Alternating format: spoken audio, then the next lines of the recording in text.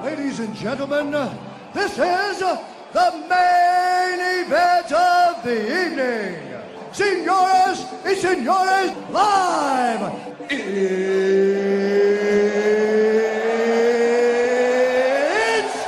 time!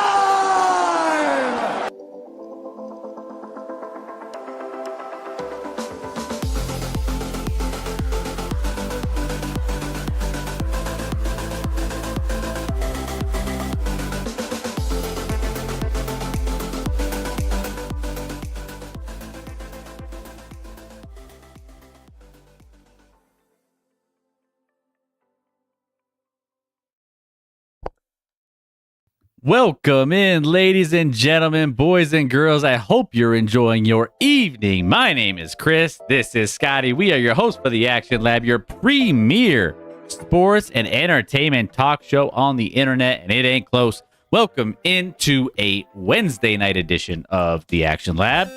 Hey! I went to the Vikings practice in a VIP area. I got to ask the GM one question, and it was, why is Patrick Mahomes such a fraud? Hey! Evil! Thank you so much. What a wasted question. What a waste of a question. Thank you for your 200 biddies. Yeah, VIP area. Let's go. Hey, raid coming in.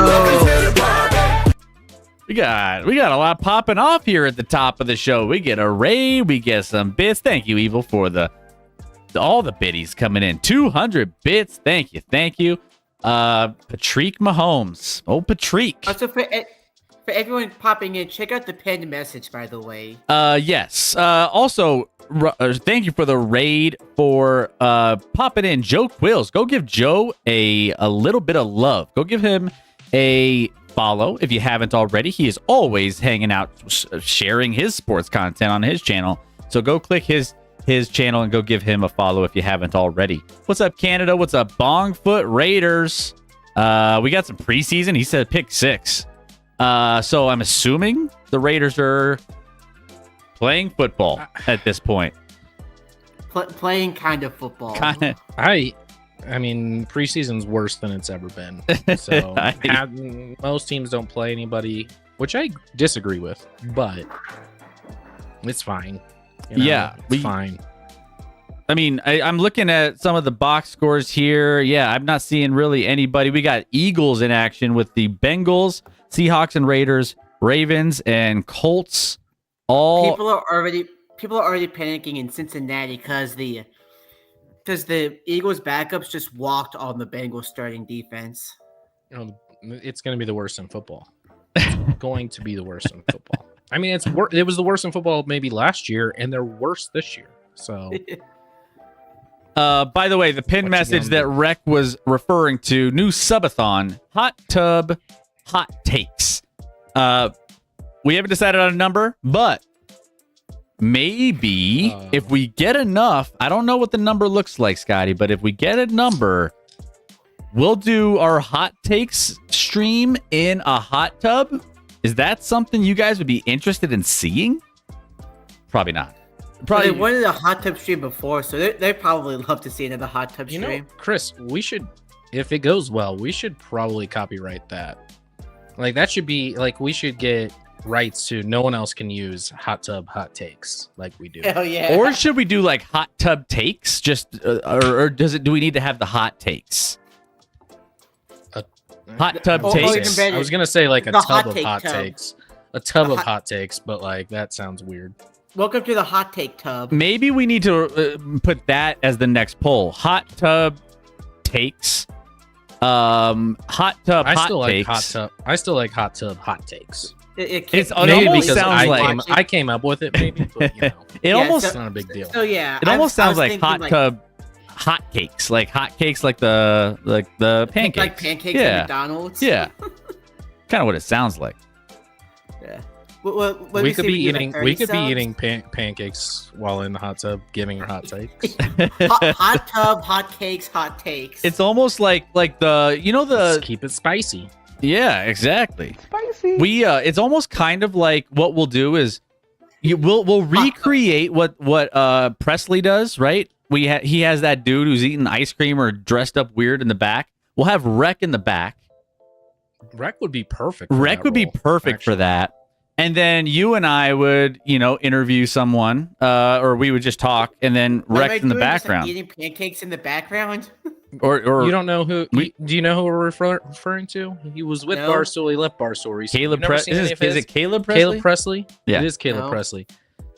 He does like interviews with mostly athletes, but not exclusively. But like they're meant to be just like, they're meant to be a joke. They're funny. You should check them out. Right? It's pure. And he satire. has his sidekick. Yeah, his sidekick has the best gig in all of the world because he really doesn't do anything, but he just is sitting there like, usually dressed ridiculously in some crazy outfit and eating ice cream and just present. Yeah, sure. I'll eat hot cakes while you do the hot tub hot cakes. Which I don't know if y'all remember back in 2020 when the NFL draft was like all remote. Mike Vrabel was doing his draft, and there were like two dudes like standing perfectly still, like mannequins behind him. I don't remember the Vrabel. I remember. Belichick and his dog or whatever. Yeah, the dog. But it was one of those things like you had to like look closer. Like, is that a mannequin or is that a real dude? I can't tell. Yeah, it's we got to figure out a name for it though. Got to figure out a name for the hot tub. So.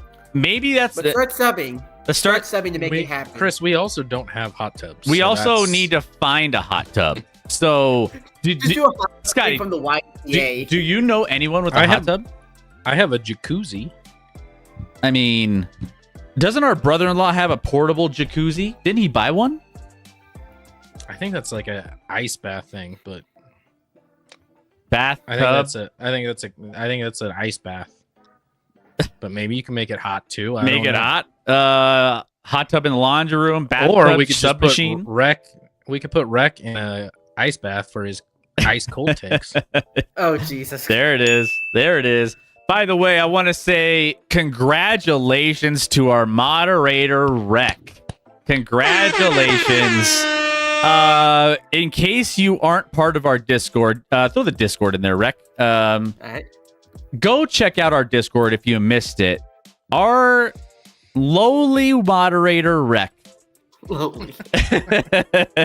I'm just setting us up for had some big announcements that he was shocked on where he was called out by two national people within the sports industry. One was Flores, right? Florio. Oh, Florio. Who? No offense, right? He's huge, so that's big. But I hate that guy. Yeah, I know Scotty hates him, but Colin Cowherd called out said your name. He on his show, which referred to an article. Did he say it right? Did he get it right, Rec? He stumbled He a did, little actually. bit. He stumbled a little with the last name, but he got it right. I think. Like he took a solid second. It's like, oh shit, how do I say this? Yeah, No. he had got it right. I think he almost said Barbie. And he like corrected himself. It's like, oh yeah, there's an R there. Yeah, add that R, that second R. Yeah. So congratulations, Colin Cowherd. Yeah, Colin Cowherd. Yeah, he had the little article that Rec wrote and was referring to some of the things that were said in the article. So congratulations, Rec. You're making national news. Have you heard anything from anybody reaching out saying, "Hey, Rec, we need to get you on our show to elaborate on your article"? I have not, unfortunately.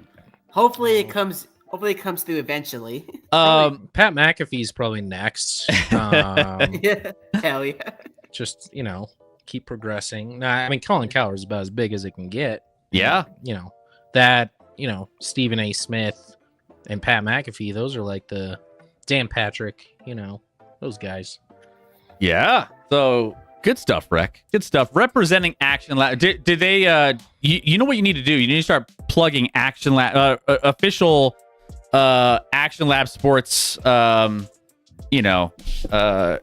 contributor as well, so that people know like what's ActionLab Sports. What are we missing out on? And that way you could. So if you would contributor is aggressive, for sure.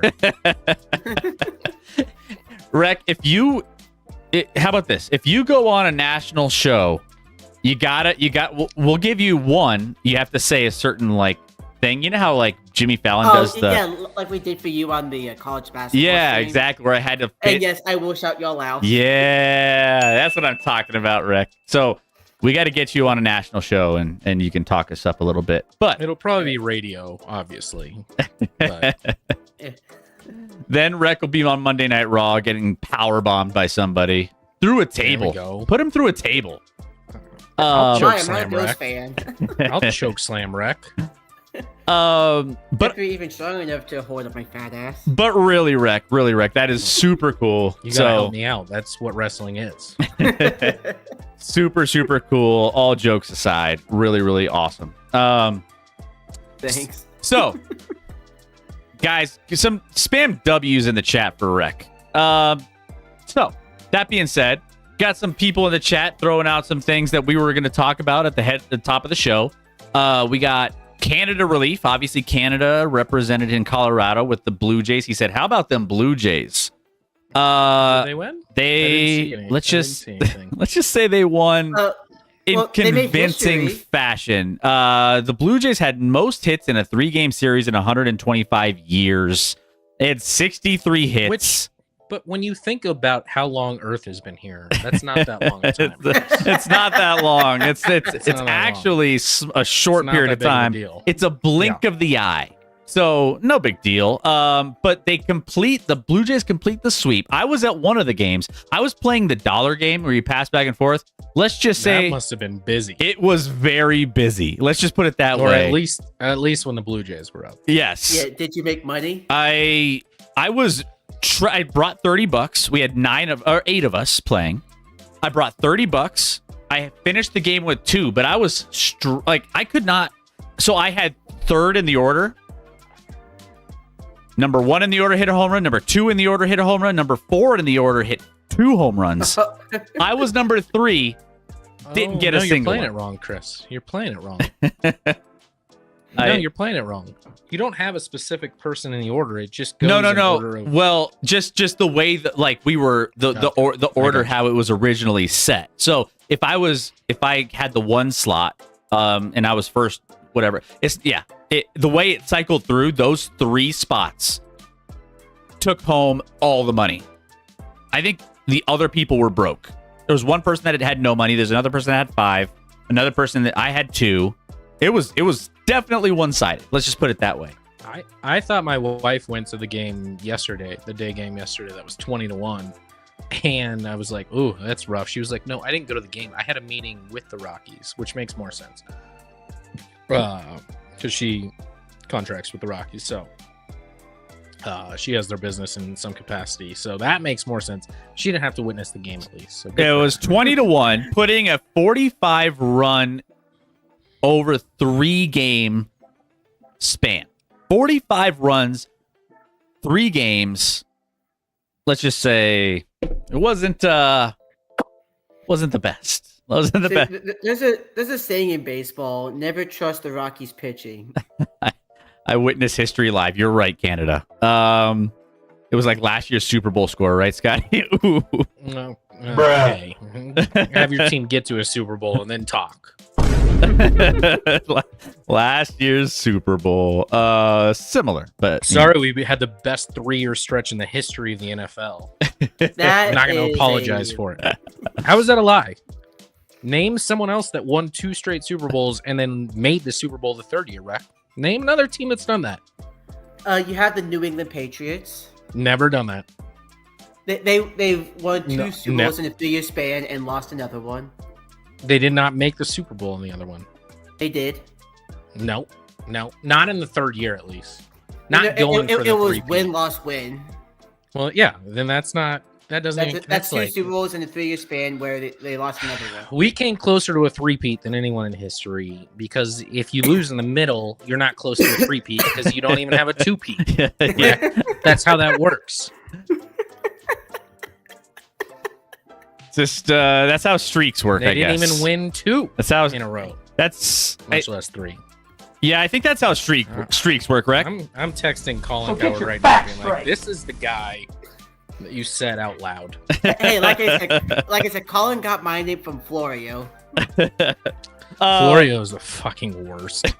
He is the least fun person on the planet.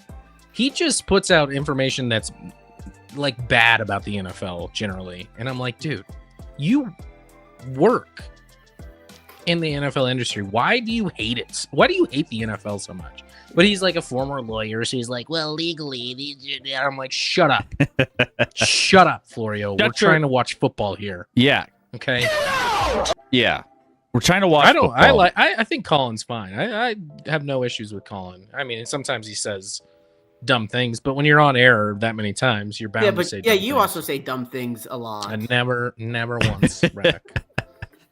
Name one dumb thing I've said. Also Canada. overheard at a The sports bar in greatest. Denver, the Rockies are an MLB team. So Rockies, yeah, rough week, but also another story to Chris, I already know what you're getting to because you're excited about it. guys. Actually, let's ask the chat. What's the next story going to be about? I wonder what it could possibly be. What could it possibly be? I want to see if anyone in the chat gets it. I want to. It really shouldn't be that I mean, hard. if you could guess the games or a 4-digit code for our game nights, you can probably guess. Yay, Joe Quills! I guess technically second guess. Second guess. Green dildos were in the news this week. Breaking news. The only thing it's breaking is a third time a charm? Third? I don't know. A third? There's a 4th time. Well, there was Is it a going fourth? to be. There was going to be, but they took it. There was video footage of someone who was about to throw a 4th in another game, and they saw on the floor, and they pulled it. Wait, no, Chris. There was a 4th, and then there was a 5th that ended up not making it to the court and actually hit some guy and his kid. That would be the worst. So your own kid getting hit with a dildo So from behind. How do you explain WNBA You has don't. been having a pandemic of dildos being thrown on the courts. So we've had one in LA, one in Chicago, one in Atlanta, and they're all the same green ones. So, by the way, the manufacturer's making a ton of money. Whoever created the neon green one, but the third one that was hit actually ended up hitting Sophie Cunningham in the game, which if you're gonna hit somebody, that's pretty good. That's pretty good one to hit. Now, the fact that happened, there's a kid named Caden Lopez who was 18, appeared in court yesterday for allegedly throwing the green dildo onto the court in the Phoenix Mercury game. He's accused of hitting her with the object and faces charges of assault and disorderly conduct for his actions. So, also, real quick, breaking news: 2 more have been thrown tonight. 2 more, another one, and Another one. Now an epidemic. I did see a tweet out there that the penalty for throwing it out is you're forced to go to 10 more WNBA games. yeah, they're forcing you to get 10 more seats. Just 10 more. kidding. I'm joking. No one take that too personally. It's a joke that I read online. I'm just repeating it. It wasn't mine. Yeah, so it is everywhere, and it just seems to just keep happening over and over and over. But my thing is, we haven't had Caitlin Clark's been injured, I think, right? But yeah, people have been paying attention. I think I shared with you the ultimate money glitch on the Discord channel, where there was a running trend of betting odds on the next color. We talked a little bit about that on the last show, right? But I mean, you could try to figure that out. There was also, I don't know how true this is. I think Clay Travis mentioned at one point that, and this is on Polymarket, that bets on dildos superseded bets on the actual game. I did see that. There were more wow. bets placed on the dildo, that whether it was going to be thrown, than the actual game betting line. Which I think at that point you're at a place where, man, you're in good shape. If you guys know the Barry, he's the satirical guy on Twitter. Barry on here. Yeah.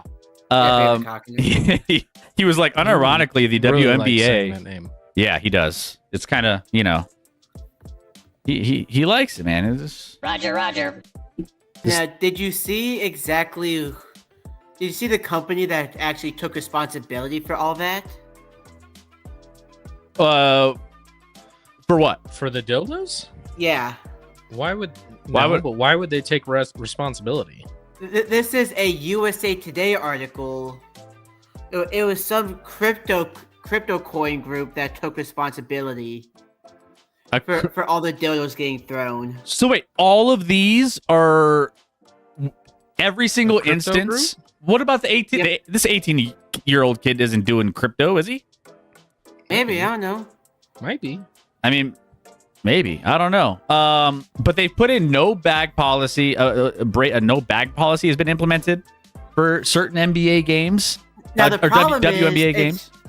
The problem is there's easier ways to smuggle a dildo into a stadium. Okay, Rack. Only you would go there. Am I wrong though? Yes. It's not worth throwing out on the court to smuggle it in that way. There's no way that's worth Well, it depends on who you are. Some people would be perfectly fine with that. All right. Well, you could also keep it to ask your your friends. Ask your friends on Grindr, Rack. Whatever. Yeah, it's kind of crazy. So yeah, we're continuing with all of the trend of everything happening out there in the WNBA. But hey, they're getting publicity. Is all publicity good? Right? Publicity? I think the players should play into it. One of them grab it and never mind. I was like, where is this going?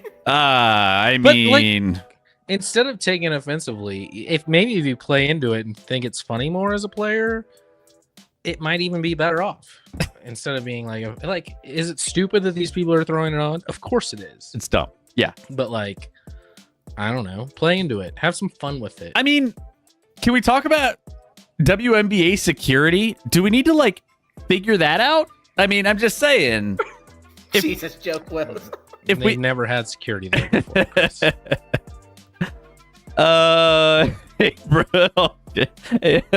Joe Quills. Brittany, is yours bigger? I mean, I mean, going down a dark path here. Did they take responsibility by saying sorry or by saying, yeah, that was us? So according to this article, it's cryptocurrency meme coin creators say that they are responsible for the sex toys being thrown Is this? at multiple WNBA games, and they are planning more quote-unquote pranks. Is this one of those? Which makes sense because to join a meme coin, you have to be idiots. So Yeah. But yeah, this is an actual story from USA Today. Is this one of those things though where they want publicity, so they're claiming that this is them when really maybe it wasn't, but they're just like, we'll take advantage of the situation? You know, like I don't know. kids, regardless, don't buy that meme coin. You are Yeah. gonna lose money. NBA Centel with the latest. WNBA is considering playing with no fans in attendance to prevent dildos from being thrown onto the court. Someone will still throw one because logic. Just imagine, like this guy said, no security, so someone just sneaks into the game, watches it for free, and then throws it. I mean, a lot of eyes, and a lot of dicks are right there in the WNBA. Just watch it, and we'll see what happens. And NBA Centel is a more reliable source to me than USA Today. So yeah. NBA Centel is right. Actually, they've been right a few times. They've been throwing out. Weren't they right on the Paul George trade? Like they threw that out there, and then all of a sudden Paul George is actually traded there. I don't know. Keep firing, you'll hit. Yep, exactly. All right. So there's that. In pop culture news, we've had Scotty. You're a big movie buff. Well, you like movies. I wouldn't say that. You like movies. I'm gonna go like movies, but I think outside of rec, most people like movies. I'm gonna go see the Fantastic Four. I'm excited about that. That's tomorrow. But there was a Do you think it'll be movie. fantastic? The what? Do you think it'll be fantastic? It will be fantastic. Scott's already vouched for that. It will be incredible. So I'm excited for it. But War of the Worlds, Scotty, have you heard of the new War of the Worlds movie that just came out? Starring Ice Cube. I didn't know they were remaking. Is that the one back in the day with like Tom Cruise. Was it Tom Cruise? Tom Cruise. They the did same movie. War of the Worlds, but this one's starring Ice Cube. I don't feel like this is the same movie. Is it the same It's movie? the same premise. They just it's just another version. Because Hollywood has no ideas. Debuted at 0 on Rotten Tomatoes, a 0%. The film's tagline is, "It's worse than you think." Talking about what happens in the movie, but now it fits the actual rating of the movie. It's worse than you think.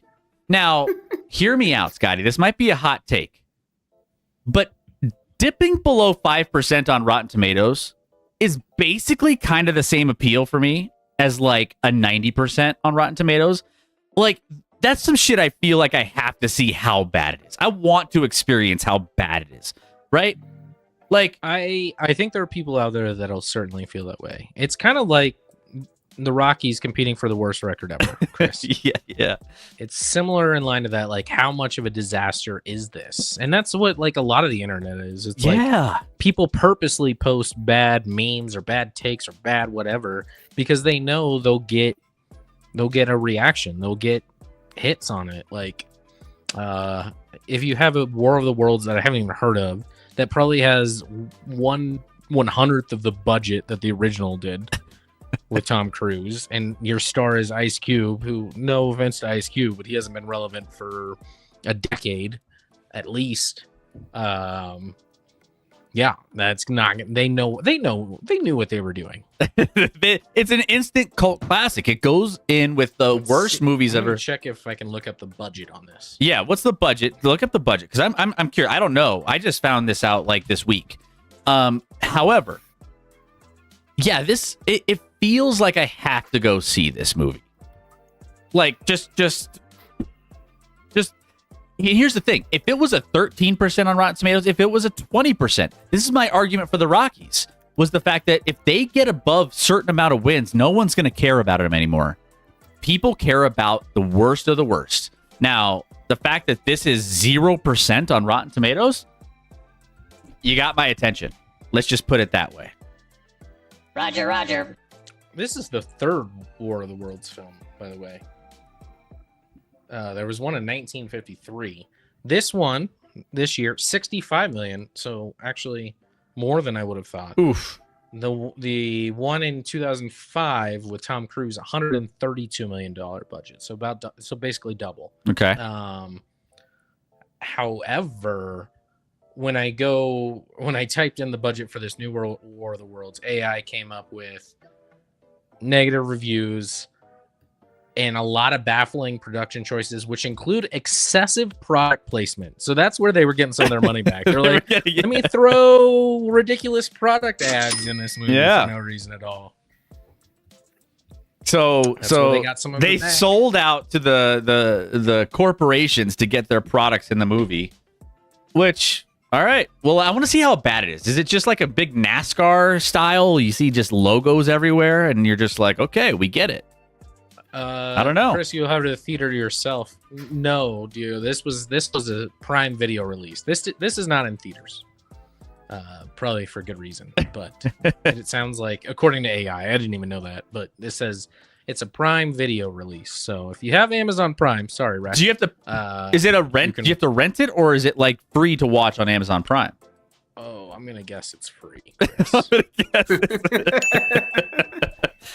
I mean, I'm gonna guess sometimes they charge you for but it didn't go to theaters, so no, they charge when it's like a theatrical release before they put it out on like whatever streaming for free.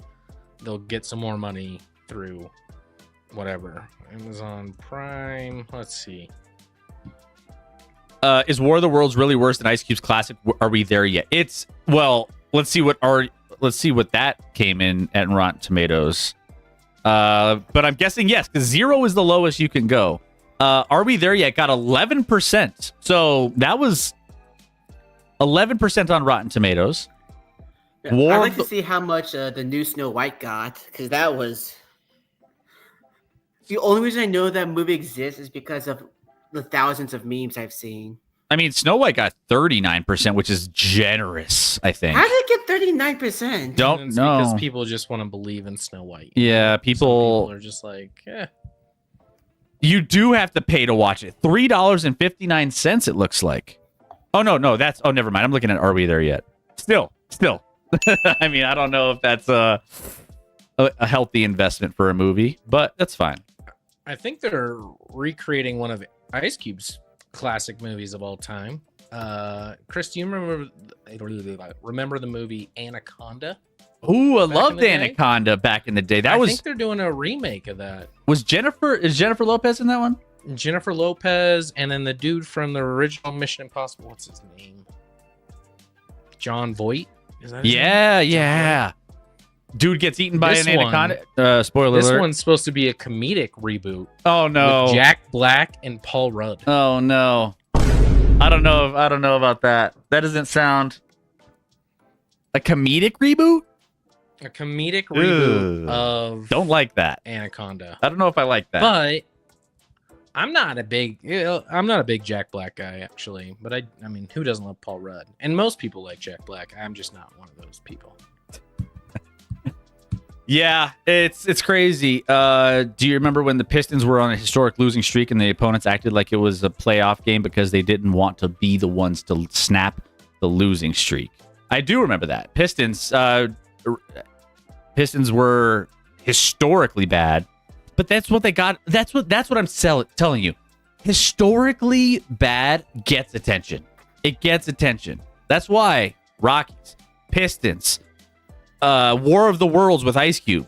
It's all something you would never get this much love if it wasn't historically bad. Sometimes you want to watch a train wreck. Yeah. That's why Browns fans tune in every year. Exactly. Browns, if they were a movie, they would be 0% on Rotten Tomatoes. But other movies that are 0% on Rotten Tomatoes, Let's see.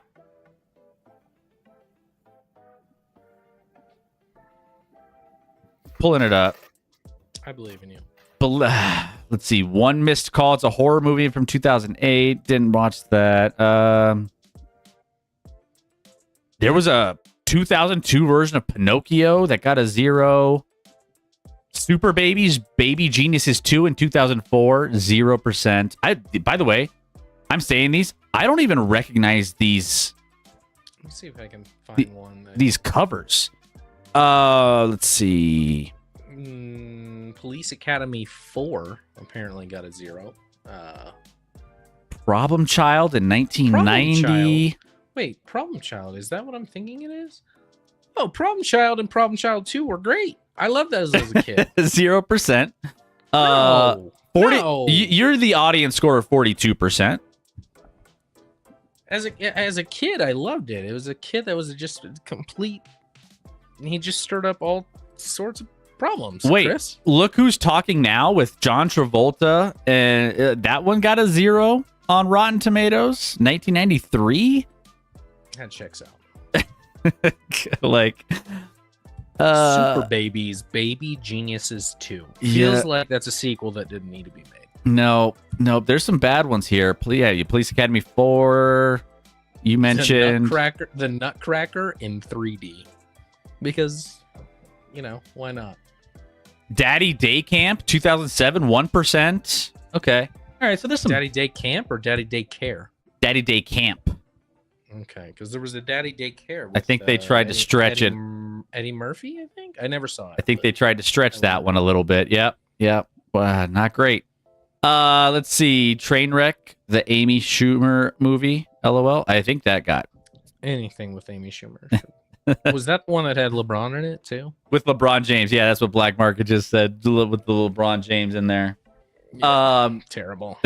So anyways, that's your cue. So this weekend, let's say you have, no plans. You're just chilling on the couch. You have nothing going on a Saturday night.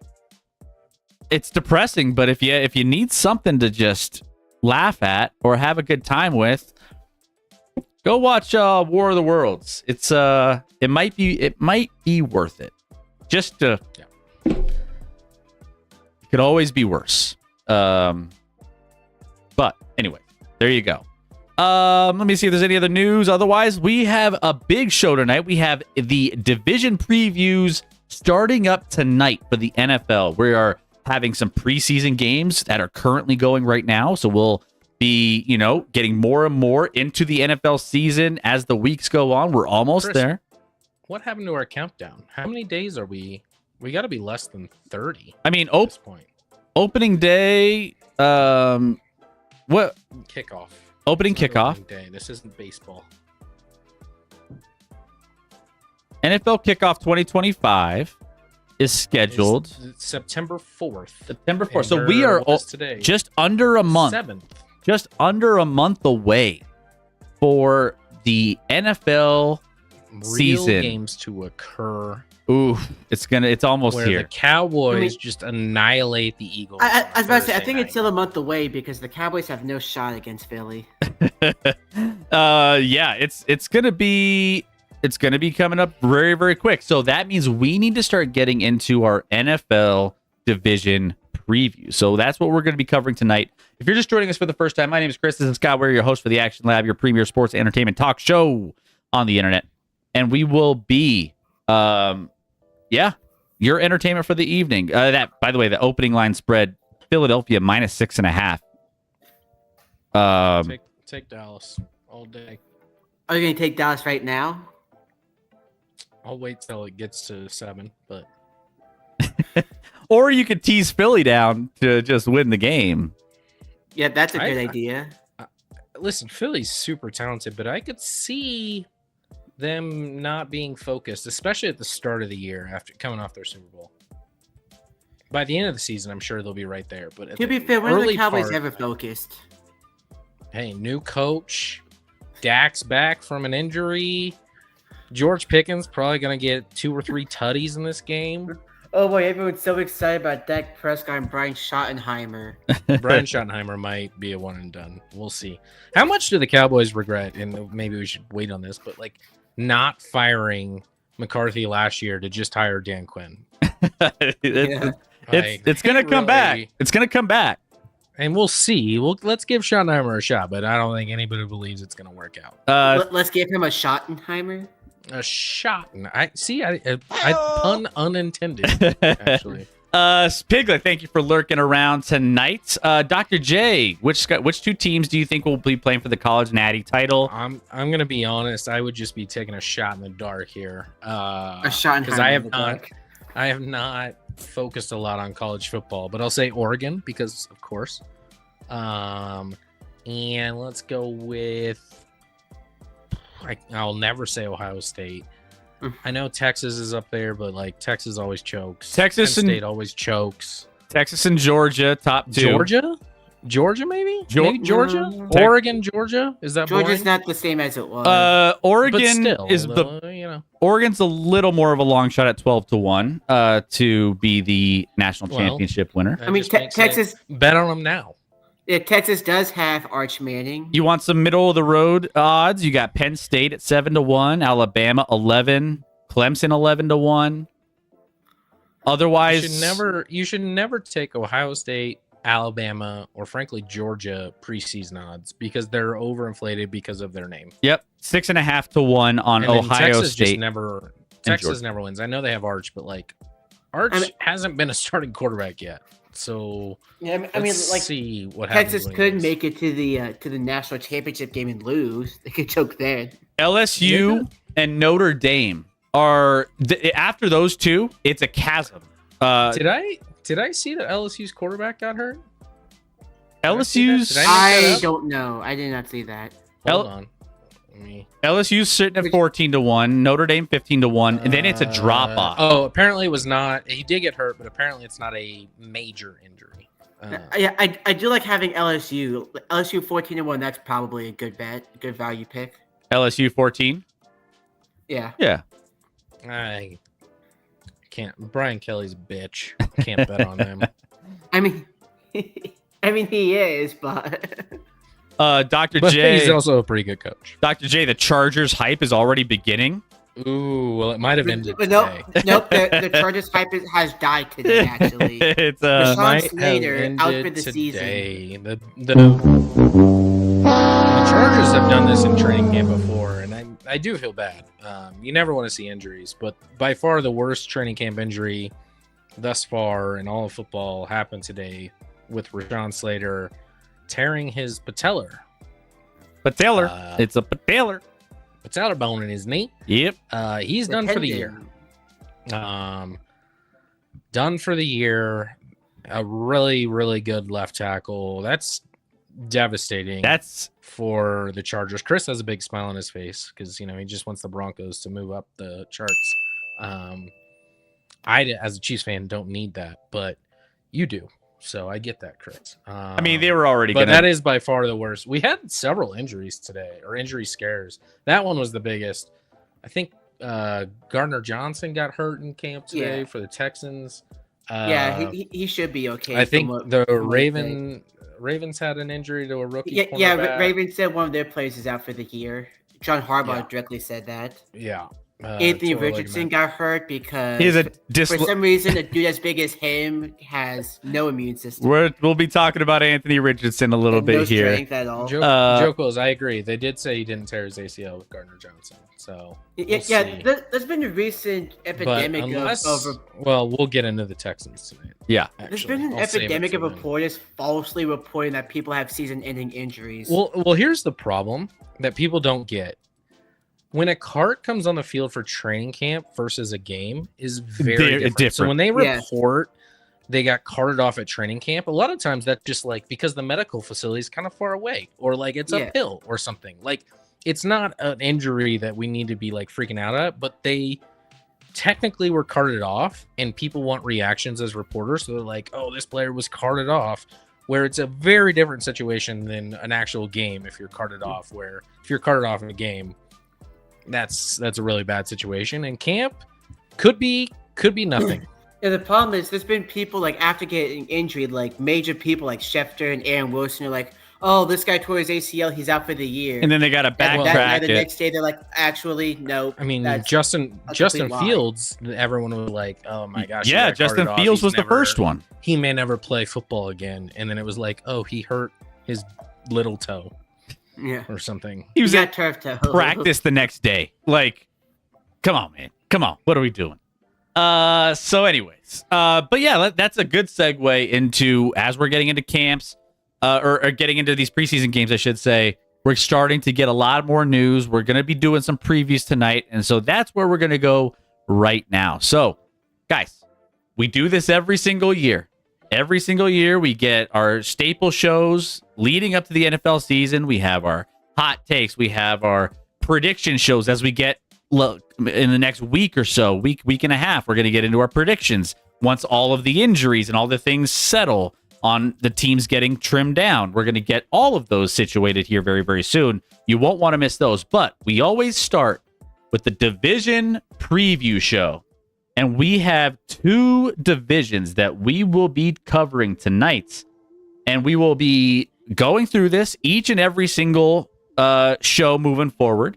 We're going to be starting to get into each single team and what to look forward to, what changes have occurred, what their odds are, and then again, we'll do our division picks and over/under totals and all those things in coming weeks. So, that being said, let's dive in, and we are starting with the NFC South. The NFC South. So, what I'm going to do, we're going to break down the odds for these teams according to FanDuel Sportsbook. And the odds for this are NFC South. Tampa Bay favorites to win the NFC South as of right now, plus 105. The ATL Lab coming in number 2 at plus 210. So 2-1 for them to win the division. Carolina Panthers, plus 390. And then the New Orleans Saints, a distant 13-1, plus 1,300 to win the division. We already pretty much cancel the Saints. The Saints maybe don't even belong on the graphic, but we got to talk about them because they're in the division, I guess. Do we have to? No, we don't have to. Win totals for these teams. We won't be picking our win totals now, but we'll just go through some of these as well. For Tampa Bay, win total is set at, what are we at? Over 8.5 wins is minus 165 for Tampa Bay. And then it's plus 105. Oh no, here we go. Minus 125 for 9.5 wins. On the under. So that's what we're sitting at for the team that is projected to win the division. So they're projecting them to get like 9.2 wins, give or take. roughly. Yes. Do you want to hear the other teams, or do you just want to stick with them as because the division, if they're the ones that are picked to win the division and they're hovering around 9 wins to win the division, we kind of can. Yeah, let's do them one at a time. Let's just start with the favorites here. All right. In Tampa Bay, Chris, you can start or I can start. I don't care. Okay. Yeah. Either way, let's go ahead. Tampa Bay, 2025. Changes. I mean, they've had a couple changes on their team, but mostly you still have Baker, right? No coaching change, no quarterback change. So they're coming back with those 2. And we always talk about quarterbacks and coaches being the things that really, help you win in this league. They did lose their offensive coordinator. They did lose offensive coordinator, correct. Do you remember who the offensive coordinator was, Chris? Okay, never mind. Give it away. Duval. Has he locked that down yet? I don't think he has. He did. Did he? Yeah, like a week later, like, they're doing some workouts. Reporter goes, "Hey, can we get a redo on that?" Yeah. And he gave an actual Duval. By the way, Tampa Bay, I believe, has won this division 4 years in a row now. Is it 4? It is 4. Okay, so 4 years in a row. So Years straight. yep, Granted, a couple of those years were with Tom. But Yep, a couple with absolutely. Baker, So Baker, I mean, people have been talking about Baker being a top quarterback in the league based off of what he's been doing. I mean, we've talked a lot about Baker being kind of an underrated guy. Like, he doesn't really get the credit he deserves for what he's been doing in the NFL. Everywhere he's gone, he's been competitive. So Baker leading the Tampa Bay Buccaneers this year into 2025, Scotty.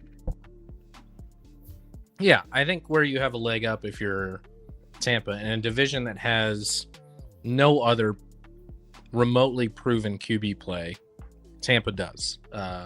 Baker, the last couple of years, obviously he had a downfall in with Cleveland, and then moving on to Carolina, and then LA, and then here. But he's, after last season, a bona fide, legitimate upper echelon starter in the league. Obviously, you have proven weapons with Mike Evans. They re-signed Chris Godwin in the offseason. He is coming off a serious injury, so it might take him time to get ramped up. But I think they took the Ohio State wide receiver, Emeka Ibuka. I can't say his last name. Emeka I don't even Ibuka. want to try. Emeka Ibuka. Ibuka. In the draft to help out there. But it's far from a perfect team, right? Like, they didn't do a ton in the offseason. They did add Hassan Reddick as a pass rusher, hoping he can provide a little there. All these teams kind of had, or some of these have addressed that, because none of these teams rush the passer overly well defensively. The problem with Tampa is, like, they keep, like, sitting on this team that, like, continues to age. I mean, Mike Evans and Chris Godwin aren't exactly super young. They have, maybe one of the best left tackles in football, but the offensive line has questions beyond that. The defense is continuing to age a little bit. You still got Lavonte at linebacker. That's the leader of that defense. But what's their upside? Their upside is probably what they did 2 years ago, where they made the playoffs and they beat the Eagles and they won a game. And they battled hard in that second game. But they're getting older and older. The reason they're favorites is because of the most important position in football is quarterback, and they have the only proven quarterback in this division. Yeah. Maybe we're covering probably the two worst. Not probably. We're covering the two worst divisions. Yeah, Definitely. Yep. Two worst divisions here. That's why we started with this. I mean, by the way, the winning record last year for this division, 10 wins. 10 wins won the division. So that was how it shook out. Everything was kind of just, it wasn't super spectacular outside of that. So. And the Bucs just didn't do a ton to, like, really push, where I feel like they're kind of in a mode where they should be pushing, because the division is where it's at, and because this team's not getting younger. I would have liked them to be a little more aggressive this offseason and try and push to be a real threat in the NFC, and also the NFC is still not as good as the AFC, certainly at the quarterback position.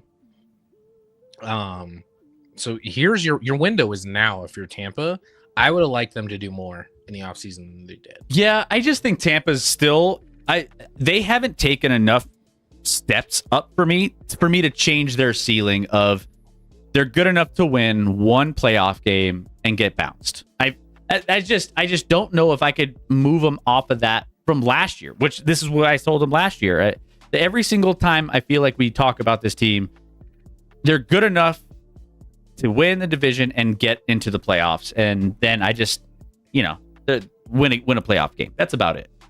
But I do think that they will have a little bit. I don't know. I mean, we could talk about some of these other teams here in this division as well. The Falcons and the Panthers finished second and third respectively.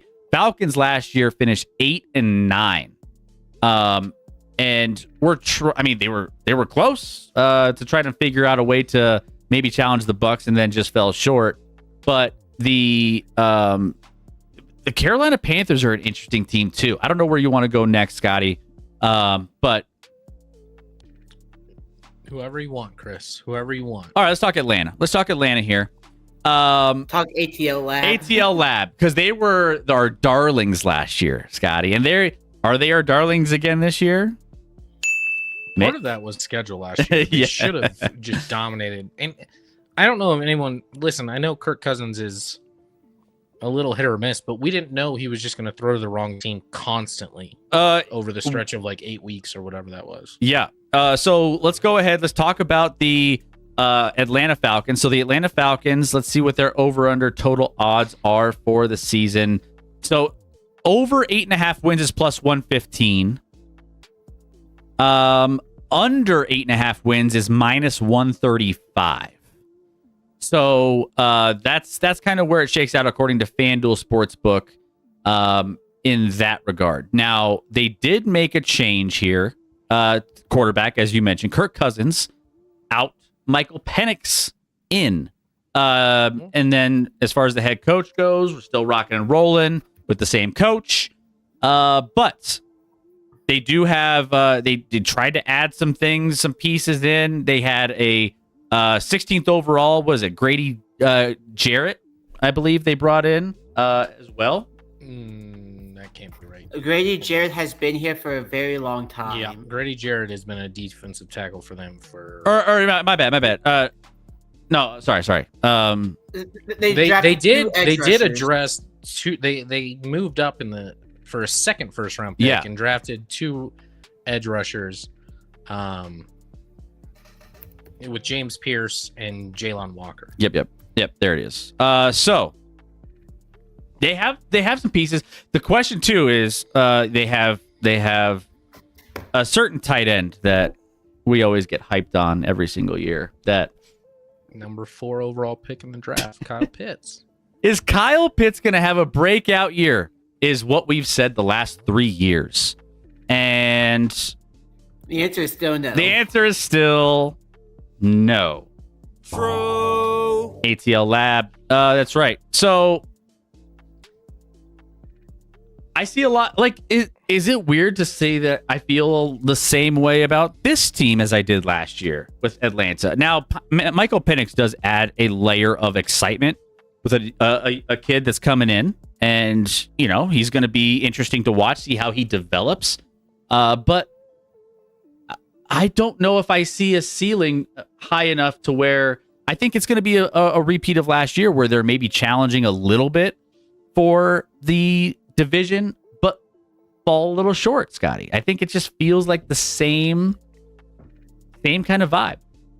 Yeah, I mean, we've talked about prior to this year, they've invested a ton of draft capital into that offense, right? Yeah. Michael Penix, top 10. Bijan. London, top 10. Bijan, top 10. Kyle Pitts, top 10.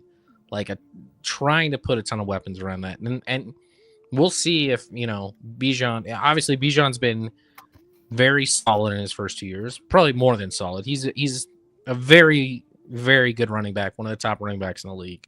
They'll rely on him. Michael Penix has a great arm, but we just don't know with a full season of snaps. He came in the last few weeks last year, but with a full off season as a starter, what does that look like? That's the biggest storyline if you're an Atlanta fan, is like, what does Michael Penix look like? Offensive line's okay. They added the 2 edge rushers that we talked about, because they were maybe the worst pass rushing team in all of football last year.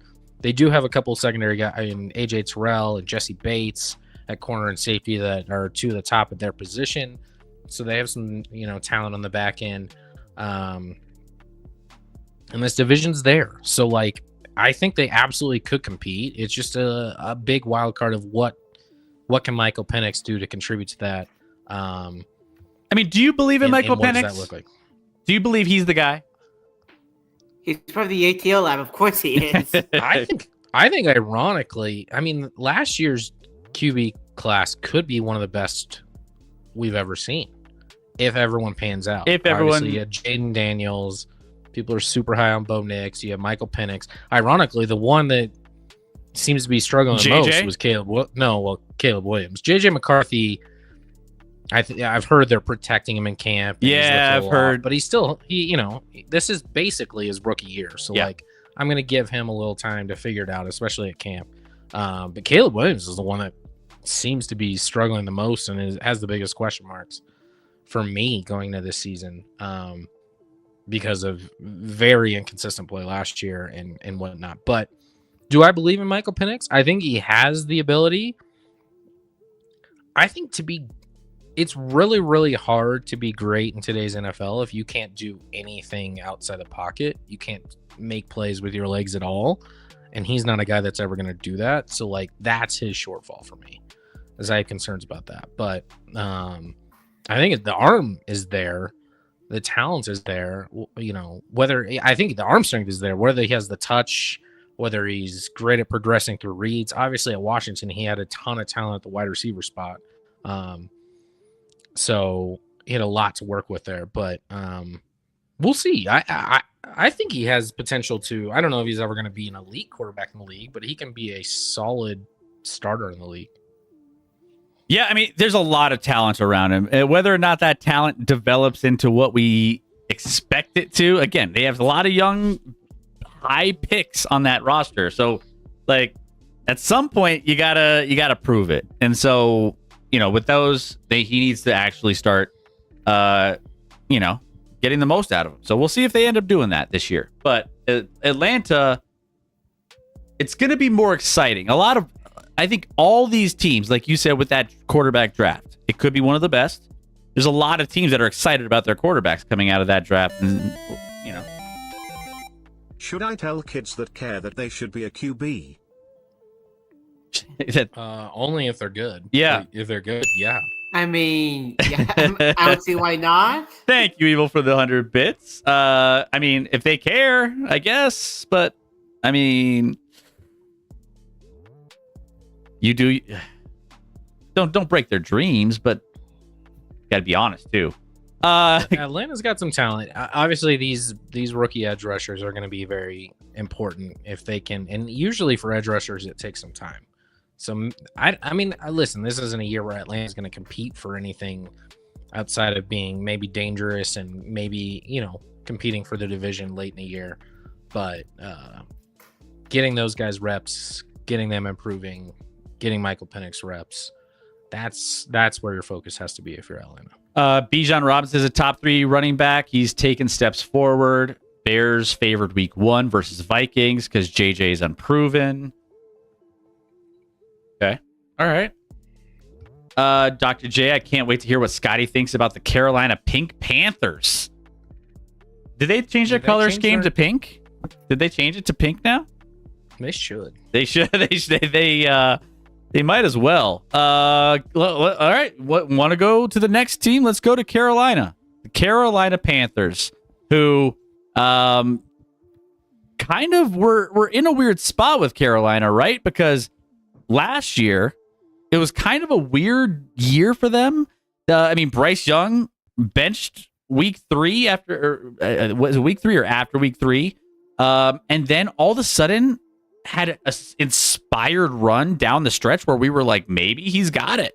Maybe this is the Bryce Young we've been needing. Like that, he finally turned it around and he's actually starting to play up to his potential that he was drafted at. So it's kind of a weird thing for the Carolina Panthers, right? So talking about the Carolina Panthers, they finished, they have a new coach, correct? So Frank Reich out.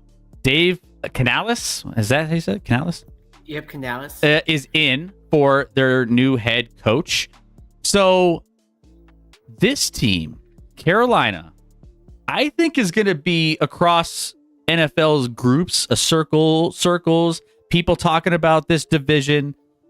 I have a feeling Carolina is going to be that dark horse that a lot of people are going to be wanting to jump on based off of what they saw towards the end of the season last year to kind of get people back excited. Scotty, do you agree?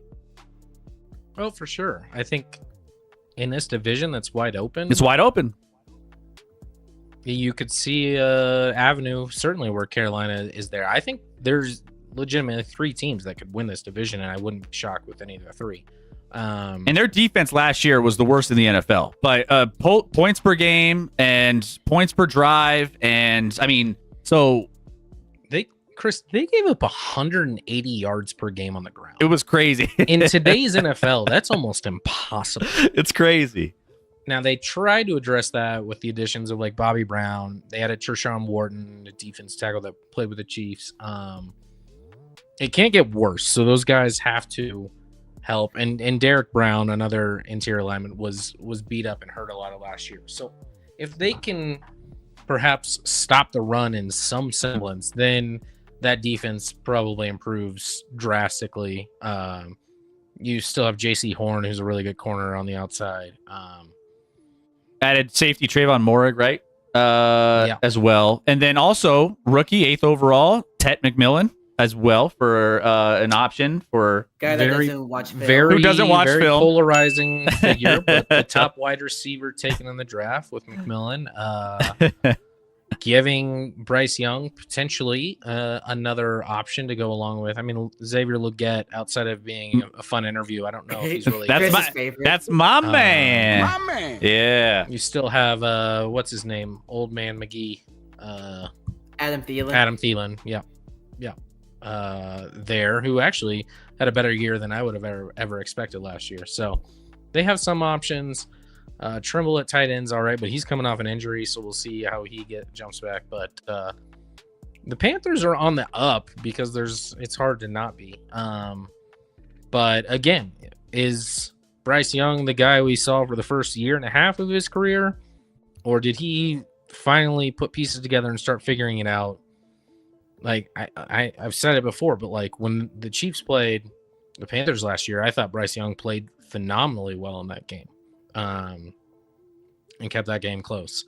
The Chiefs like to keep games close, so that's kind of their thing. But he played great in that game. So if Bryce Young's figured it out, he could potentially vault to the top quarterback in this division. I mean, number 1 overall pick. Obviously, Baker was too. So it'll be interesting to see. Carolina should be interesting this year. Over under total numbers here for the Carolina Panthers. Minus 130 for the over 6.5 wins. Under 6.5 wins is plus 110.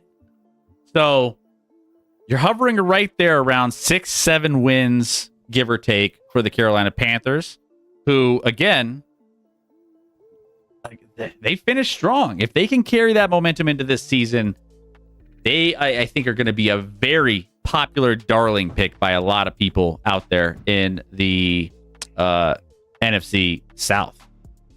Let's see. What do we have in the chat? So basically the Panthers are going to stink this season. Probably. I mean, they finished last year at 5-12, right? So It all depends on Bryce Young.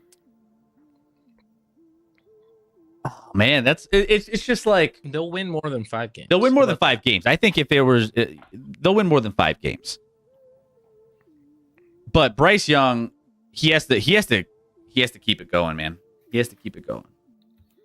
I can't wait. And then we can skip the last team.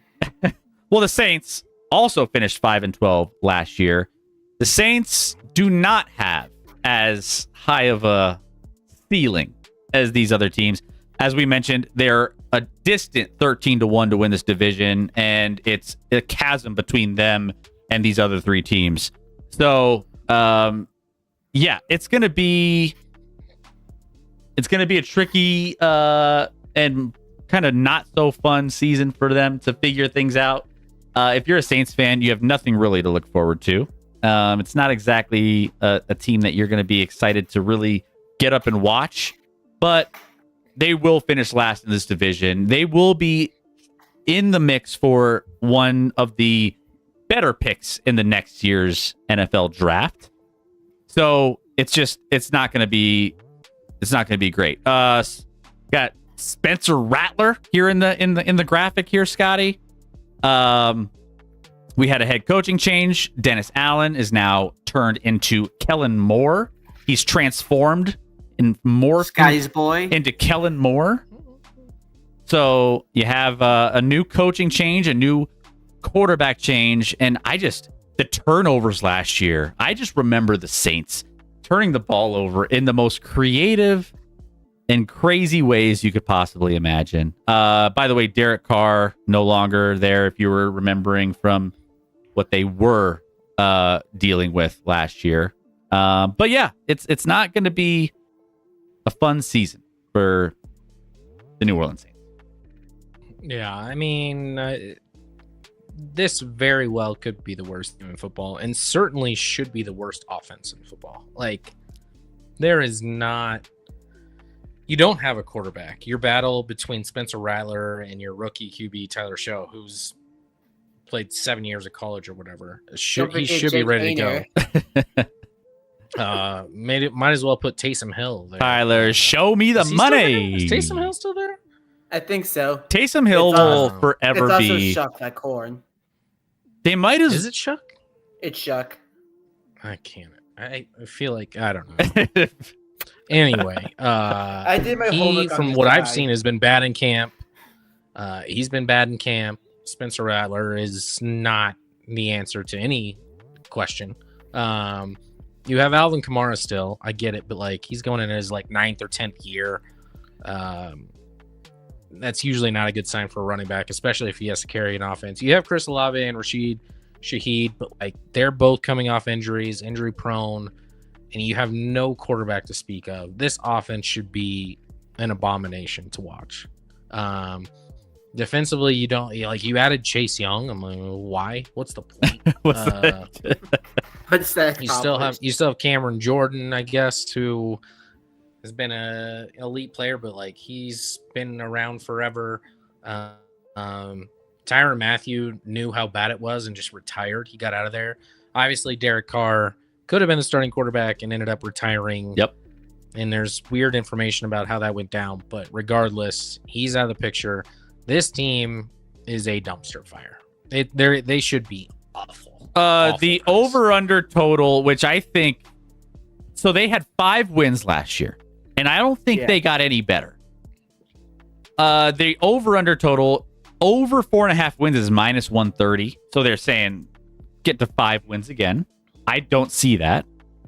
Under 4.5 wins is plus 110. That's 4.5.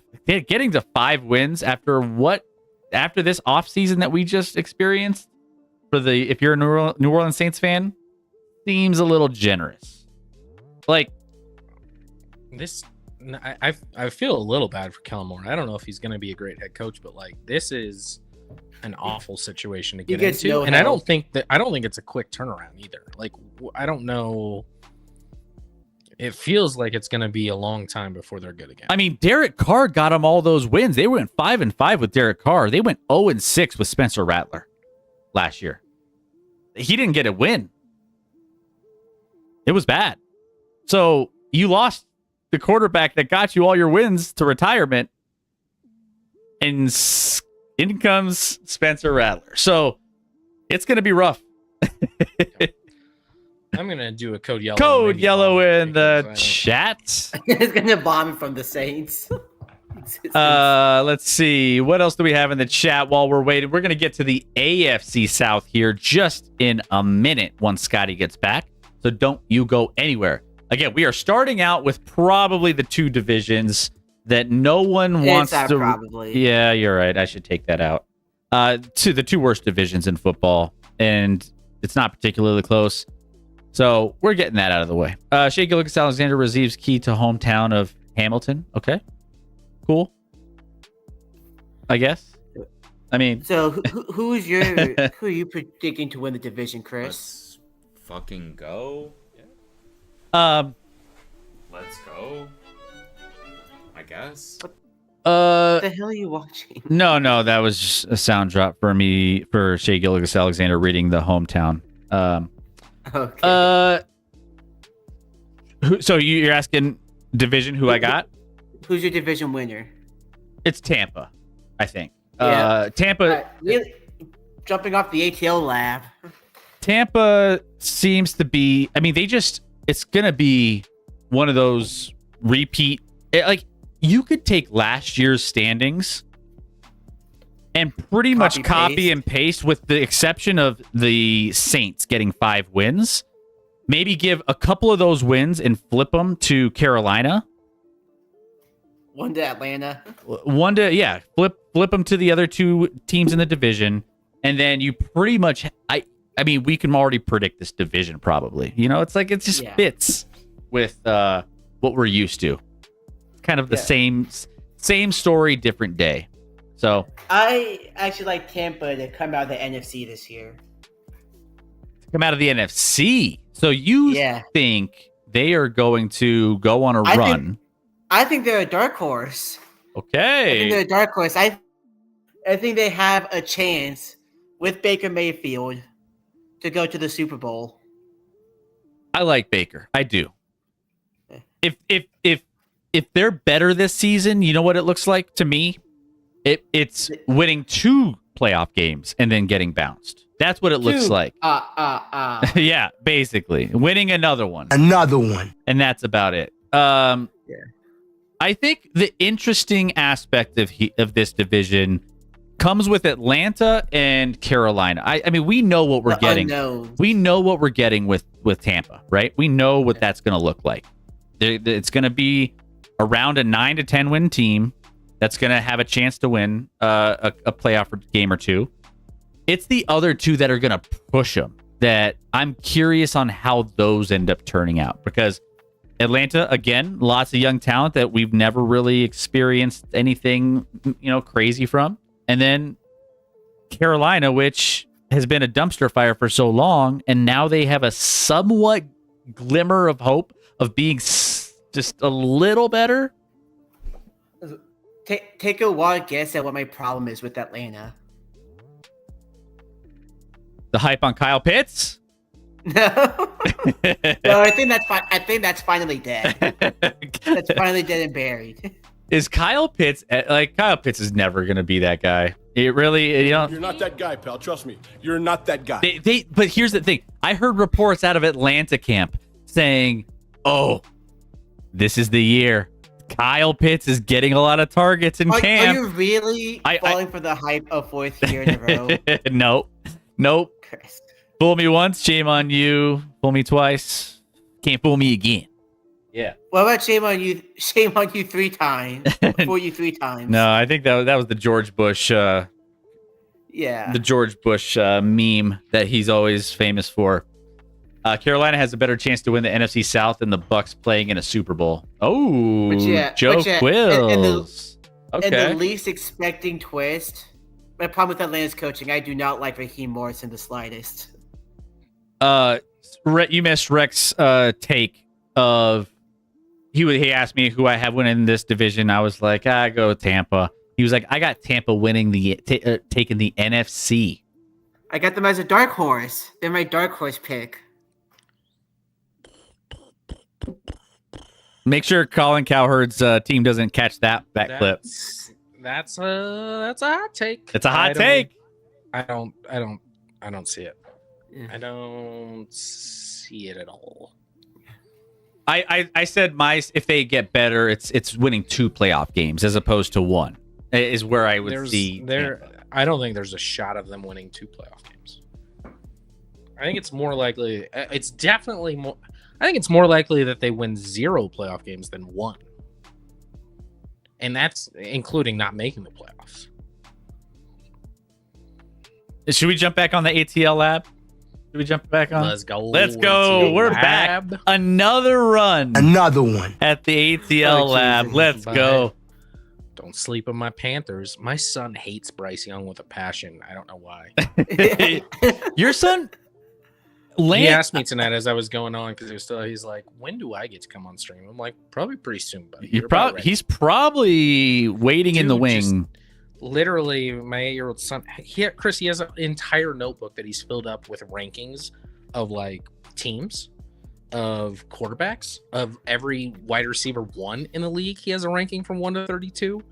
Like he has the playoffs. He has who wins each round of the playoffs, what seed everyone is in the playoffs, division winners. Like he is like, I get exhausted about him talking. He's like, who do you this and that? And I'm like, dude. I can't. When I can't, man. when You're Sc- obsessed. When Scotty's like, yo, man, I can't talk football, man. You're burning me out. That's how you know Landon's into football. He's obsessed. Which is a good thing. Yeah, but you it's a know? little too much. Well, let's keep everything southbound here, and let's move divisions. By the way, my name is Chris. This is Scott. We are your host for the Action Lab. Make sure you guys are hitting that follow button. If you guys are new to the channel, we are covering the NFL like no one else on Twitch and no one else on live streaming platforms. No one covers better than us, and that is a fact. True. So make sure you get those facts straight for you. So get your facts straight. And just watch us all season long. Hit that follow button. But let's move on to the AFC South. Scotty is sounding a lot more and more like Stephen A. Smith. I mean, they call him Scotty A. Smith for nothing. We don't call him Scotty A. Smith for nothing. What do you mean? You know, it's basically, you know what, basically it.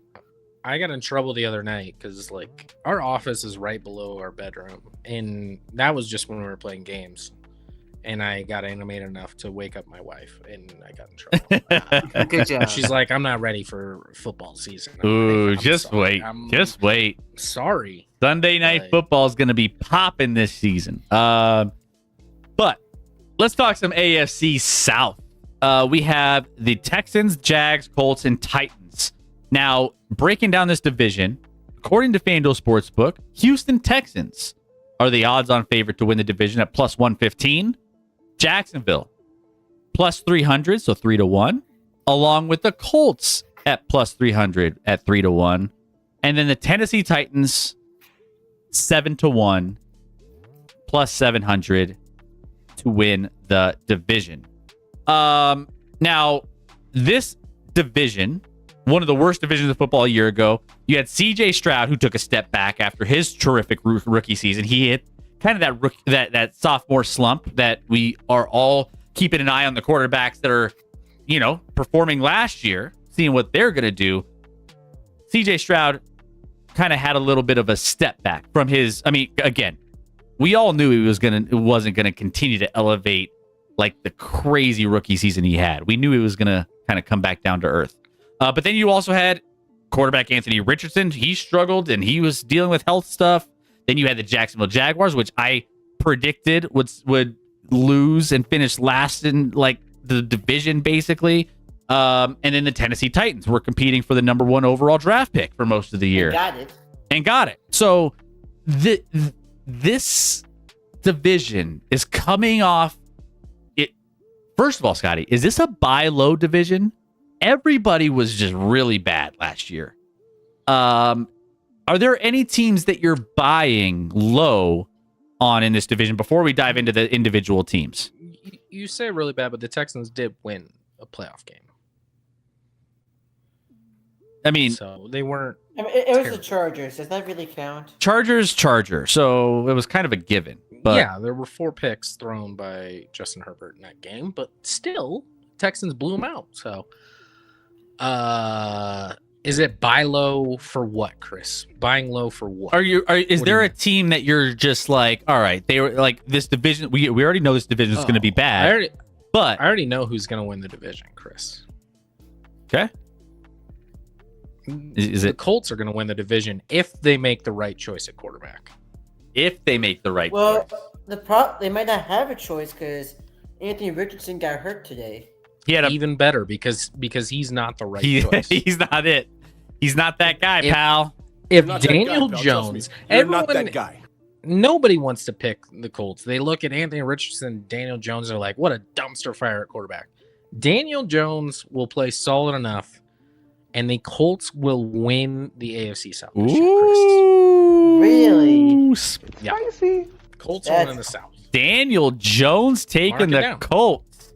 Only if it's Daniel Jones. If Anthony Richardson plays. And I get if you're the Colts, you like don't want to give up on your number 4 overall pick from 2 years ago and give him a shot, but he's not that guy. We know that. Daniel Jones will give you far better quarterback play, more consistent at least, than which isn't a high bar when Anthony Richardson is your other option. But okay, let's talk the Colts then. Let's dive into the Colts here. Obviously, we're already talking a little bit about them. So the Indianapolis Colts. Let's look at their over/under totals set for this season, and we are looking at over/under 7.5 wins, both at -110. So 7.5 wins. Which, if Scotty, if you're onto something here, they win the division. Easy over. If you're going on the over. Colts and Daniel Jones leading them into the promised land. Now, last season the Colts finished 8-9, second in the division to the Texans. So, yeah, I mean, I don't think we're all kind of like sitting here trying to figure out Anthony Richardson. Is he looking more and more like a bust than any other quarterback that we've discussed so far tonight? I mean, he's a bust. He was a boom or bust prospect. That's what he was. They went with the physical traits and hoping it was a boom. The dude can't be accurate. He's got a crazy arm, but sometimes it looks like he's playing 500 out there. He probably is. And then he puts in, listen, his body's huge and he's a good runner, but he puts his body in bad situations where he's got hurt both years playing. So like you can't rely on that. So you have to go with the more stable option in a division that's there for the taking. Just like the NFC South, nobody wants to win this division. You could make an easy argument. Every team in this division would maybe finish last in the AFC West. But they're not in the AFC West. So I didn't say the AFC North because they have the Browns. Exactly. But, I mean, the Colts have a pretty good roster. Like, they were competing in games. Like, and you look at some games they lost. Chris, I look back to that Denver game they lost last year. Like, they were stomping on Denver, and then Jonathan Taylor breaks out a deep run, strolling into the end zone, does one of those infamous drops the ball before actually crossing the line for no reason. And then Denver makes a miraculous comeback and wins that game. The Colts at that time were like above 500, I think, and playing good. You still have Jonathan Taylor. You still have that running game. You have Michael Pittman Jr. at wide receiver to go along with Donnie Mitchell, who apparently has been a standout at camp. So you have options outside when you have a quarterback that can actually throw it to them consistently and accurately. You add like Charvarius Ward in the secondary, and in a division where we'll get into the Texans. I hate what the Texans did this offseason. I can't trust the Jaguars in that new coach, and the Tennessee Titans are a huge work in progress. So for me, I think the Colts are the most likely team to win this division. Now, does that mean I think the Colts are a really good team? No, I think they win at like 10-7, maybe even 9. Like, it could be a similar to the situation. NFC South is what that's what it's going to look. It's going to look ugly, but yeah, they're going to be one and done in the playoffs. But I'm picking them. That's a hot take for me. I'm taking the Colts to win the AFC South. So here's the thing with like the Richardson side, because like he's been hurt so much. You alluded to it, obviously, that he just can't stay healthy. He's just not the guy that's going to be available. But then you throw in a more durable Daniel Jones. I mean, Daniel Jones, he can take some hits. He's a bigger body. He kind of gives you. He had that run. What is it? In 2022. He's a very underrated run threat. Oh, he's in 2022. Run. He had 7 rushing touchdowns for the Giants. 15 touchdowns, 5 interceptions in 16 games. Passer rating of 92.5, 3,205 yards. But yeah, those 7 rushing touchdowns for the Giants in 2022. That's what people were really getting hyped about, because you're getting a little Josh Allen kind of style vibe in there where he's durable and he can make some plays with his feet on the goal line, So if they can get in better version, because Anthony Richardson, he can't stay healthy. I think that you're right in the fact that Daniel Jones gives you a little bit more if you're giving me a finesse runner and like an athlete versus a guy like a Daniel Jones or a threat from the quarterback like Josh Allen, I'm gonna go the Josh Allen Daniel Jones route before I get a guy that keeps being on the sideline for injuries. So the sad part about all this is that so desperate for anything from this division that we're comparing Daniel Jones to Josh Allen, saying he could be exactly what the Colts need. I didn't say that. I mean, I didn't say that. The style. There's definitely an I just gap. think getting a guy in there that can actually throw accurately and on time. And listen, Daniel Jones is not a great quarterback, but he's a guy that's proven he can. He won a playoff game with the Giants. Like, it's not like he's been awful his whole career. Just most of it. Do you think Charlie Urshay-Gordon will be a good owner of the Colts? Can't be worse than Jim. I mean, Jim kind of set a weird bar over there, right? Like he said, just stay out of the press if you're Carly, and you'll be fine. Yeah. Although I think her and her two sisters also like they all co-own it. My guess is they're pretty hands off. They're gonna at least year one, they're gonna kind of just see how things operate, and then from there, maybe they get it more aggressive and more hands on. But like year one, you're probably just letting it play out and seeing how everything works and what you think works and doesn't work. So, All right. Well, all right. So you talked about the Texans a little bit. Texans are what a lot of people think are they're gonna be the most probably picked team to win this division based off of the bounce back season that they're expecting from CJ Stroud. And Houston Texans again plus 115. They're favorites in Vegas to win this division. Their over/under win total here for this season is set around. Let's see. Their over 9.5 wins is plus 105. Under 9.5 wins is minus 125. So maybe still considering a step back here. They did win 10 games last season. They finished 10-7 in the division, and they ended up, like you said, beating the Chargers, who always tend to charger. So CJ Stroud, bounce back year, Scotty. Does he have one? I think he does. To what extent, though? To what ceiling? We'll see. But yeah, you're not as high on the Texans as most.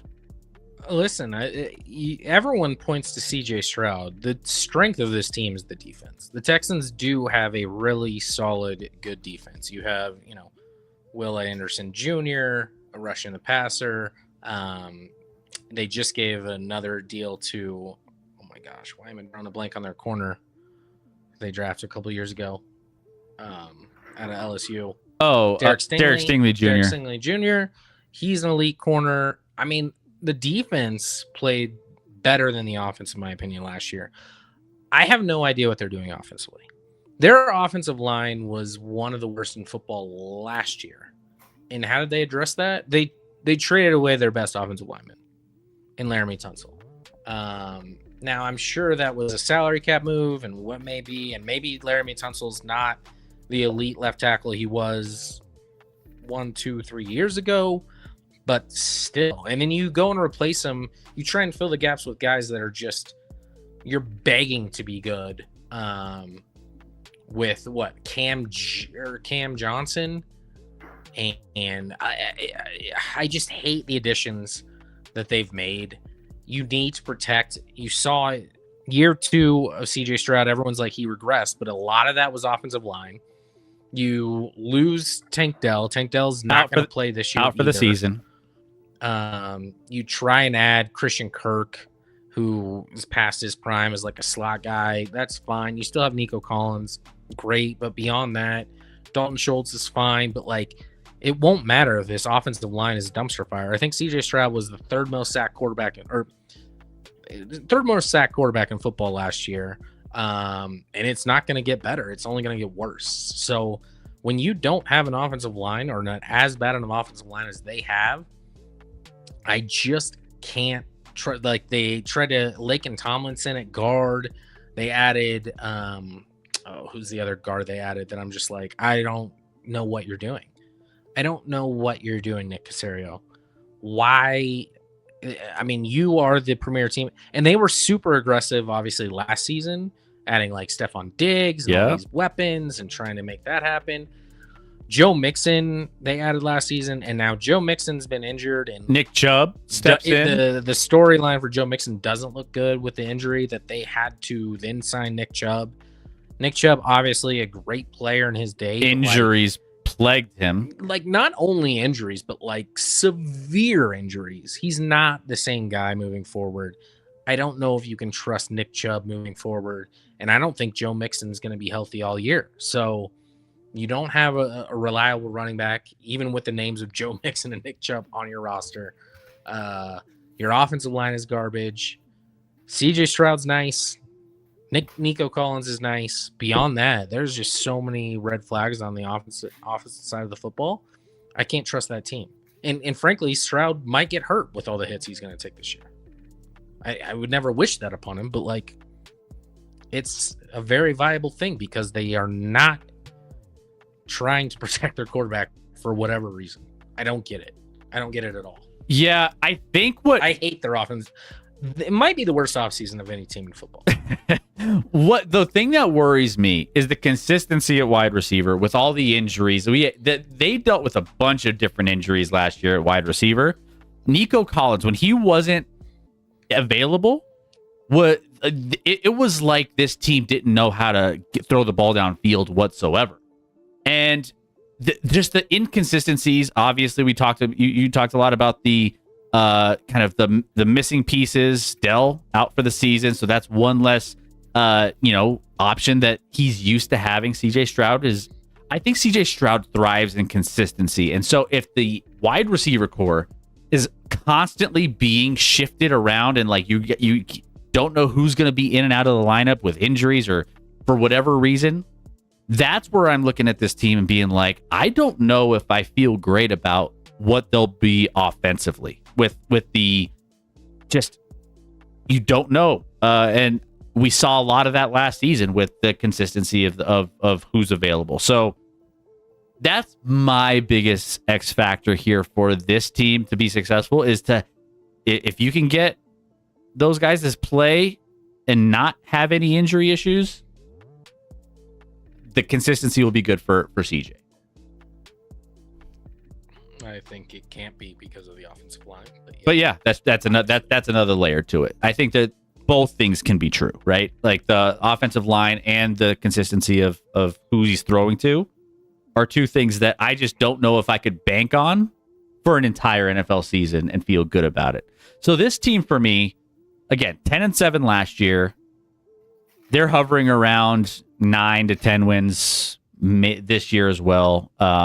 But I'm not scared of this team to make a deep run necessarily at any point. No, they won't win a playoff. No one from the AFC South will win a playoff game this year. My hot take here. Whoever it is. Yeah, go. My hot take here: the Texans win the division at 8-9. Nobody from this team goes over. No one from this division goes over 500. It's a race to 8. The race to 8. Yeah, This is. I mean, that's hard. I mean, you're going on a limb because that's hard historically to do.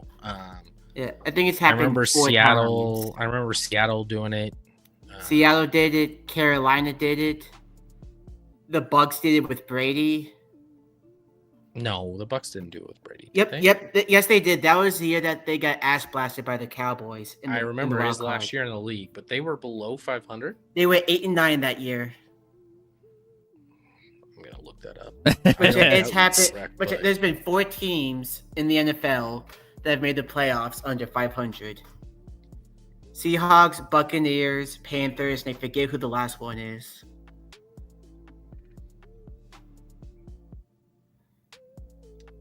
They did go in there. You're right.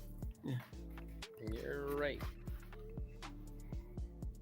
All right. Well, there you go. So yeah. I mean that is a hot take because it's only happened 4 times in history. So we'll see. Yeah, it's just 4 bad teams. Like you Oh, could that's argue right. none There's of these also- teams are. You could argue easily that none of these teams are in the top half of the AFC. The Texans a year ago, I would have put certainly up there. Texans were like everyone's darling last year after CJ Stroud's rookie year. Yeah. And now, and I wasn't quite that high on them either last year. As some, I thought they were going to be really good, but not like a true Super Bowl contender. And then this year, I'm off them. I'm so off them. Oh, yeah, I found the fourth team. It was the 2020 Washington football team with Taylor Heineke. And he almost beat Brady in a playoff game. He did. Yeah, it was a good game. And that was the year Brady won the Super Bowl, I believe. Yeah. So. And then very next year, Brady does it himself. Like, you know what? I can go 8-9, or I can lose 9 games and make the playoffs as well. It was a hold my beer moment, is basically what it was. Actually, no, it was 2 years after that. Never mind. Let's shift gears, though. Let's shift gears to the Jacksonville Jaguars. The prince that was promised, Sunshine, Trevor Lawrence, who is going to be leading this team into this next season, obviously. Over-under totals for the Jacksonville Jaguars. Let's see. Over 7.5 wins. Under is 7.5 wins is kind of the range here. Over 7.5 wins, minus 115. Under 7.5 wins is minus 105. So this team is intriguing in some weird ways, but I don't know if it's going to be good enough. So this team was a dumpster fire last year. It was an absolute dumpster fire, especially, and one of my hot takes last year was they're going to win a couple games and then they're going to just lose all the rest and start just going in an absolute downward spiral to the bottom of the division. And so now insert a couple new things that can get you excited. Obviously, you have a new draft pick, Scotty, out of Colorado that's coming in and going to be able to, get some hype. Travis Hunter coming in, two-way star, which I don't know if he's been playing a lot more offense. It seems like he's been getting some hype offensively in camp where he's, having some success. We'll see how much that translates. A lot of people in the media are wondering if he's going to be able to maintain it over a long period of time to play both sides. But nonetheless, he's going to be exciting to watch. So, Jaguars last season, they had 10 one-score losses in their season last year. So you have Coach Liam Cohen, Duval, who's getting them set up. I think he's got the Duval chant going correctly now. But I think the defense is where I struggle with this one. I don't know if the defense is necessarily... you throw Travis Hunter out there, obviously he can be a little bit of a boost, but again, how much is he playing? I feel like it's going to be hard for them to replicate how bad they were last season. So I do think that this team bounces back a little bit. I just don't know if it's going to be exciting enough to pay attention to. Yeah, I'm going to be honest. The only thing that intrigues me with this team is Travis Hunter. And the fascination of can he play both ways and how many snaps does he get both ways and what does that look like and entail? That's fascinating because it's never been done to the extent that Travis Hunter potentially could do. Obviously, guys have played both ways, like Dion every once in a while, lined up at wide receiver, things like that. But nothing to what Travis Hunter potentially can do. And everyone in the league's like, you can't possibly do it. Like, you have to tackle Derrick Henry. And then I'm like, he's playing Derrick Henry maybe once every 3 years, probably. So, like, let's chill. Like, we don't have to go with the most aggressive. Like the biggest comparison. And yeah, obviously, health-wise, he's probably... And he's a skinny guy. So, like, tackling defensively is going to be his biggest issue probably in the NFL, and route running as a wide receiver, because I don't know if he had a lot of, and they said he's come a long way with that. So they've said he's going to play both ways. They've already said it. He's going to do it. We'll see how it works. That's fascinating for me to watch and see if a player can actually do that and do it effectively both sides of the football. Other than that, I don't like Trevor Lawrence. They have Travis Etienne on this roster still. I was like, he's still around. I feel. Yeah, is he gonna get the bulk or is it Tank Bigsby? Tank Bigsby. I think did they get another running You back do have recently? Brian Thomas Jr. Who he's electric. had a monster rookie year. He was and electric. should be even better in year 2 and become a bona fide top 10 wide receiver in the league this year.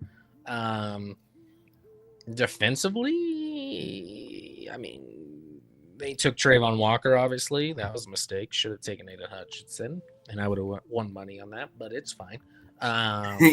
You're not so salty. They about they still have Josh Allen, or whatever his name is now, Josh Hines Allen.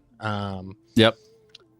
The secondary's not anything to be excited about. I think there's a lot of holes on this team, and Trevor Lawrence is like, I mean, they're kind of caught in no land because they're paying Trevor Lawrence. I don't know how his deal was structured and when they can get out of it, but maybe they don't even want to get out of it.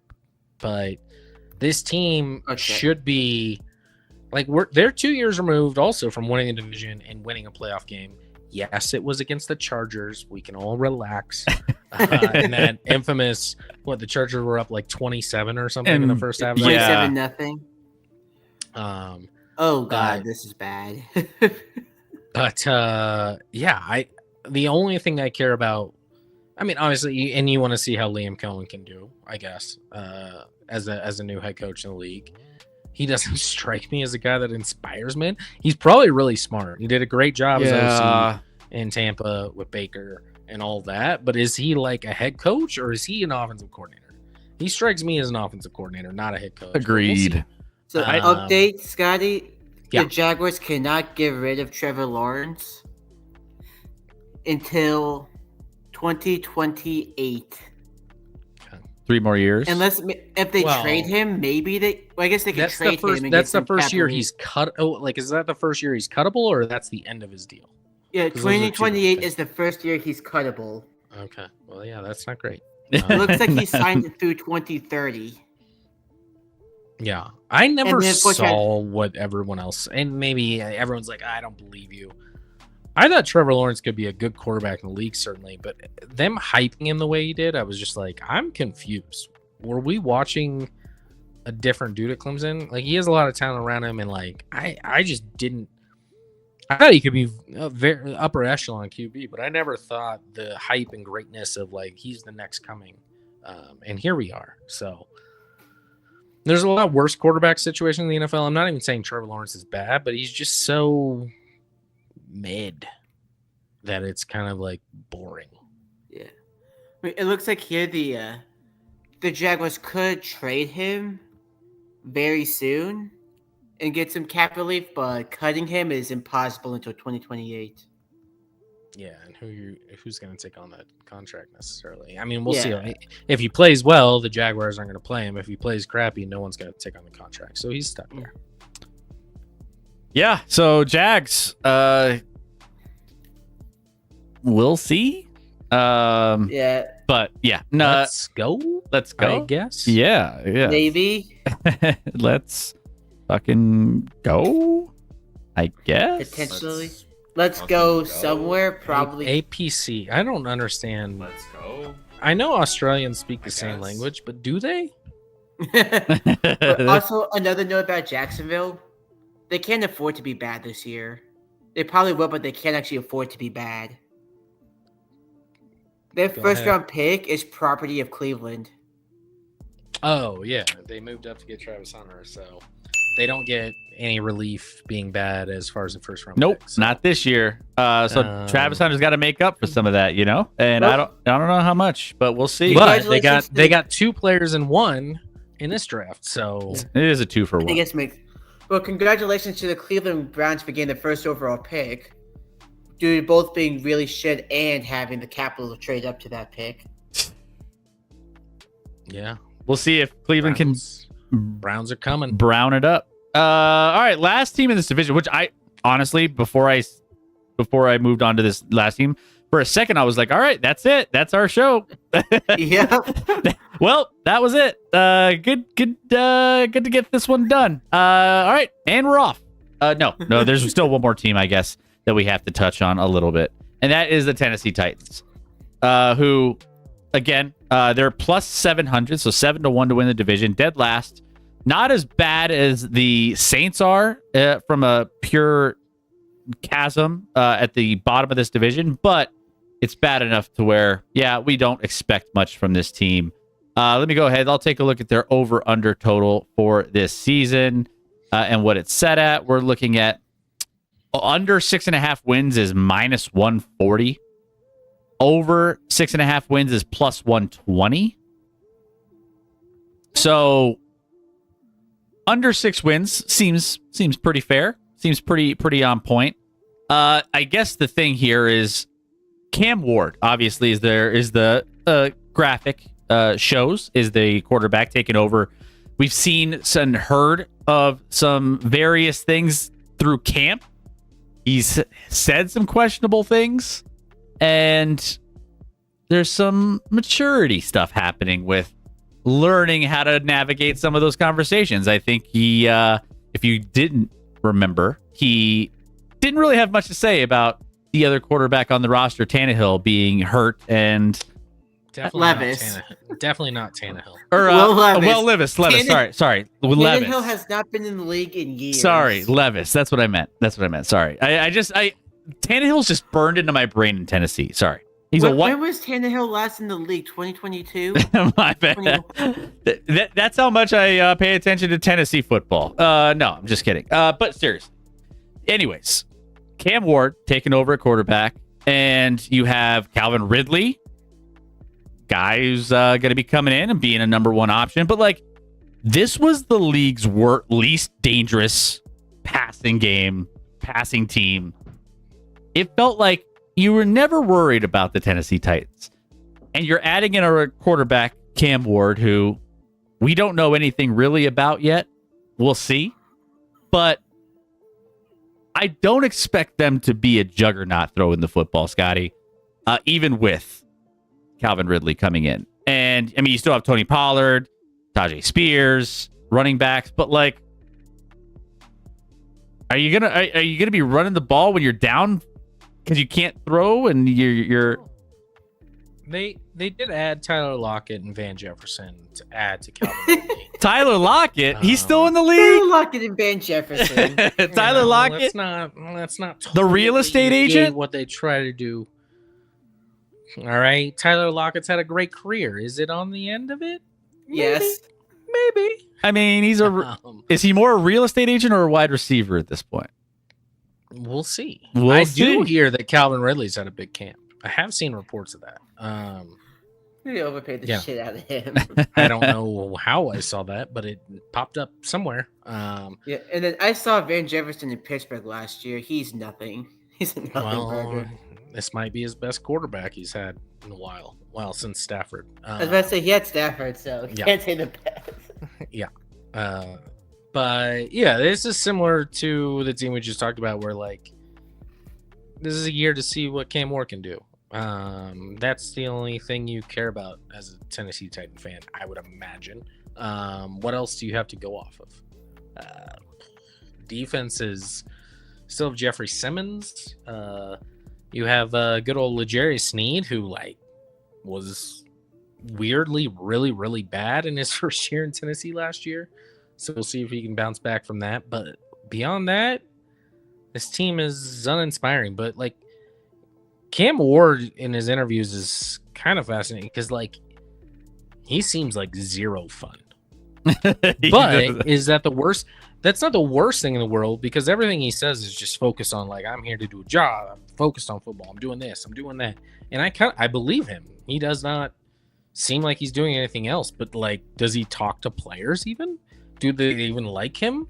He seems like an unlikable guy a little bit. Yeah. Or just not like a guy that can have fun on the field. But who knows? Maybe he can. And maybe that's just in his pressers that he's so serious and so not fun that it's like kind of off-putting for me, because I like fun, or anyone that watches football probably likes fun. I don't know.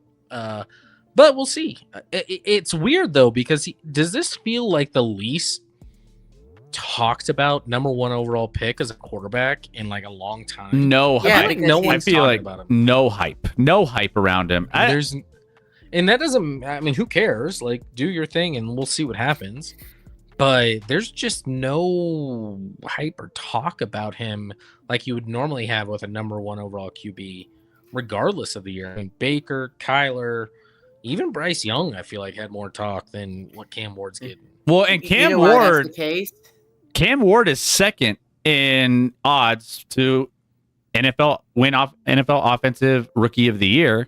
Let me guess. One is Travis Hunter, and he's also one for defense. Nope, Ashton Genty is number 1. Okay, that That makes makes sense. sense. That does make sense. He's number 1. Cam Ward right behind him at number 2. Travis Hunter fourth on the list, 11-1, behind Amari and Hampton. So Who is not going to be good. So Yeah. Eagles. Also, the Titans also have the worst head coach in the NFL currently. Brian Callahan has no idea what he's doing. Yeah, it was a choice, but did anybody want the job at the time? I don't know. So you gotta, Who wants the job now? I mean, some people probably believe in Cam Ward. Beyond that, yeah, probably not a likable job because like you're not super young. They did unload a lot of vets. Someone, or am I thinking of Jacksonville? I'm thinking of Jacksonville that unloaded a lot of vets. Tennessee did let a couple of receivers go, and then, of course they cut Traylon Burks. Well, he got hurt again. you right? got yeah. Yeah, he got hurt. Which he So he was finished going to his- be like out for a year again, and they're just like, "We'll just cut you." we're, he finished. we're He done. finished his tenure in Tennessee with like 690 yards. We're done kicking this can down the road. Titans. Trade of AJ Brown to get Traylon Burks seems to be working so well for them. Yeah, it's funny when you look at all the other pieces they got from that trade too, like Roger McCreary. That guy's a star. Titans finished 3-14 last year, and it's going to be another rough one this year. Yeah. But This guy's like, that's the first time I've ever heard his name in my life. I've heard of Roger McCreary, but I don't need to hear him again. is it weird that I mixed him up with Scotty McCreery, the country singer? And then I'm just like, all right, well, That's bad. they're probably just as good as I football actually- as each other. Yeah, maybe not. I actually don't know who that is. Yeah, he's like C-list on the radio. He Nothing didn't he win? special. Didn't he win? What is it? American Idol or something? Or no, Probably I don't something know. like that. Anyways, I've never That's watched. still I don't that keep show in my tabs life. on it. I watched it like 15 years ago, but Like ABC the in the chat only- is wishing a Mahomes injury. What? I thought you guys were supposed to be nice. Yeah, that's probably not a good thing to do. APC wishing injury. probably not ideal there. What's a session, by the way? Chiefs is not doing well this session. I think It's a he meant session. season. I think he did too, but he said session, so I'm gonna run with it. This, Yeah, this- anyways, Chiefs wooden spoon. What does that mean? anyways, I think Texans win at 8 and 9, and then the other three are all interchangeable between second, third, and fourth. it's another division that's going to My be. Colts are gonna hit. I'm looking between all of these. Is it weird? It's weird to say, but I'm almost more excited to watch the NFC South this year than I am the AFC Well, yeah, South. the NFC South has intrigue. Like you've got a There- bunch of there- young quarterbacks. Yeah.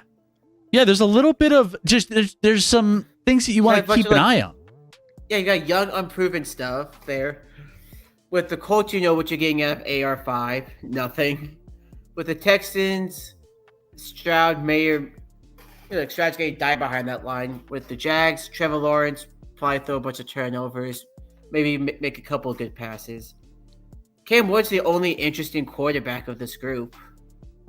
Yeah, I'm more excited to watch the NFC South than I At am the least AFC it's like, South. oh, Bryce Young and Michael Penix could do things, maybe.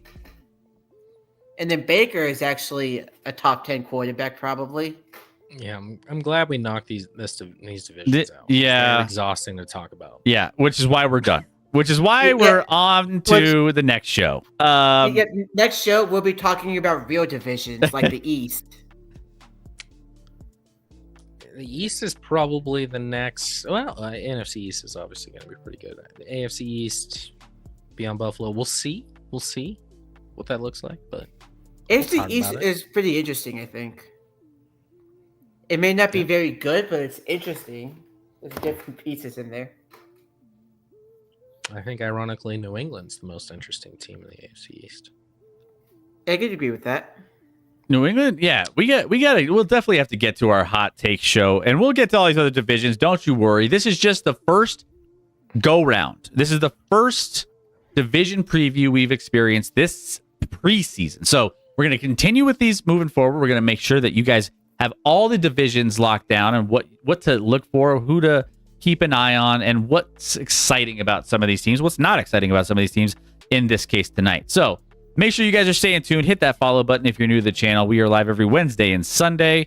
Sunday community night. I don't know if we've necessarily figured out if we're going to do a pre-division preview, then continue with some games. I don't know if we want to continue to do that or how what we want to do with that. We'll see. I don't know either. We'll see how our weekend goes. I got a busy weekend. It's a busy weekend for us as well, I think. So what they're trying to say is it'll probably be a game night because they won't have enough time and are too lazy to actually make a graphic. Shut up with the lazy talk, Wreck. You're a mod. Seriously, just know your role. He gets on Colin Cowherd once, and look at it all goes to his head. Look at him. Yeah, So look at great. Thinks he's hot stuff, man. What is this? What are we doing, Wreck? All right. We're doing good things. So, guys, keep tuned. We're also going to do a lot of prediction shows coming up in the next couple of weeks. We'll do some more. We'll do some fantasy talk as well. Lots of NFL action. You guys want to talk about it, so we'll be here doing it. Plus, no one covers the NFL. All the fantasy league, so everyone should have got invites for that. If you haven't, let me know. We also got to skip the I was super bluffing. contest. I was bluffing. Yeah. Yeah, I was about to say. My detector test determined that was a lie. Yeah. Gotta get fantasy leagues. Gotta get the super contest. Yeah, super contest. We're gonna get that. Which, by the way, Piglet. We need to get Piglet. We really need to get Piglet's Jake Moody And you gotta jersey. get Joe Quill's his jersey too. We got it. Yeah, that's might be. I might go on shores instead of offshores since it's taken so long. Just yeah, we'll get those just in time for the new season. You know, we'll make sure it happens. Action clean. So we're gonna go ahead. So we got Human Juke is live, but he's doing a show. Yeah, apparently, like from what I've heard, he'll be back in his home doing shows, or like sometime in the fall. Okay, well there you go. Oops. Yeah, we got. Sorry. We got. Let's see. We got What's-a-Mook. We got Colton Crawford. Colleen Dauncey. We got options. Colin Dauncey's live. She's doing keyboard with a guy with a bongo. Maybe it could be interesting. Also, Joe Quills, unfortunately, since you were the loser of the super contest, they get to pick the jersey for you. You don't get to decide anything, sir. Yeah. You'll get what you get, and you'll like it. And yeah, Right. How often do you wear the Tomlin jersey? All the time. Keep in mind, Rec finished last the year prior, guys. He got a Tom. He got his boy. He got his Alert, Tomlin jersey. Colin. He finished last the year prior. Yeah. Well, that's because like almost everyone did not complete. It was like I was like last out of 3 people. It was not 3, but it Last might out have of 3 been people that did every week. 12. It might have been 12. All right. But yeah, we got options up here. So that all we're saying is you have a chance to win some cool prizes if you do some of these contests we have coming up as well. Make sure you tune in for all of the details as we get closer to the NFL season. So that way you know exactly how to sign up for our fantasy, our pick'em, our super contest, our survivor. We're gonna make it past 4 weeks this year, so that'll be nice. Make it past week 4. That's the goal. Don't guarantee that, Chris. Guarantee. All right. But that's going to take us to the end of the show. We're going to send you over to Colleen Dauncey Music because she's got a little vibe going with the bongos as well. But thank you guys all for being here tonight. As always, you guys are always hanging out with us. And once the NFL season kicks off, we are going to ramp up all of our weekly NFL content like we always do. So don't go anywhere. Let's roll the credits for you guys as we get into the final minutes of our show. Scotty, hit him with whatever you need. Yeah, it's finally happening, guys. I mean, preseason football games started tonight a little bit. Football is here. It's coming. It's an exciting time for us. Hang with us with the previews. Hang with us during the season. It's going to be a lot of fun. So appreciate you all, and we'll see you back here on Sunday for whatever. For who knows? Whatever we decide. It'll be a surprise. We will talk about green dildos at one point, though. Obviously. That will always be one thing we bring up. So, just be prepared. Chris loves his dildos. Yep, absolutely. Loves his dildos. Absolutely. As long as they're throwing them, we'll be talking about them. So that'll be coming up here this Sunday. Go be a good person between now and Sunday. Go live in the moment. We don't do that enough. Put the phone down. Enjoy the people and things around you. And also, there was one other announcement I was going to say. I believe that you had one, Chris. I just don't know what it is. Guess it wasn't important enough for me to remember. So, Things are happening. things are happening. All right. Colleen Dauncey on tap, on deck. Go give her some love. And that's all we got. That's all we got. We're just going to leave it there. Good Put talk. your phone down. Live in the moment. Whatever Chris normally says. Did you say that yet? I already said it. It's okay. You weren't Oh, listening. I wasn't listening. you turn that You turn that out. It's fine. It's all good. But Because he's not going to get off his phone, and he's not going to be a good person. Deuces. yeah. I'll be a good person. Will I always put my phone down? I don't know. No.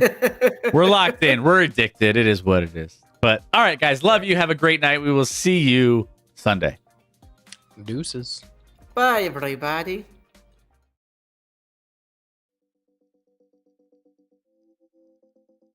You think they'll throw dildos at the NFL games when those start up? That's what the Bills fans do. Yeah.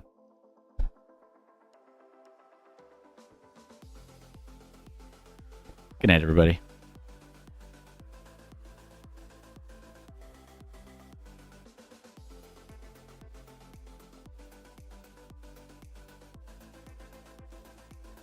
He looks creepy as fuck.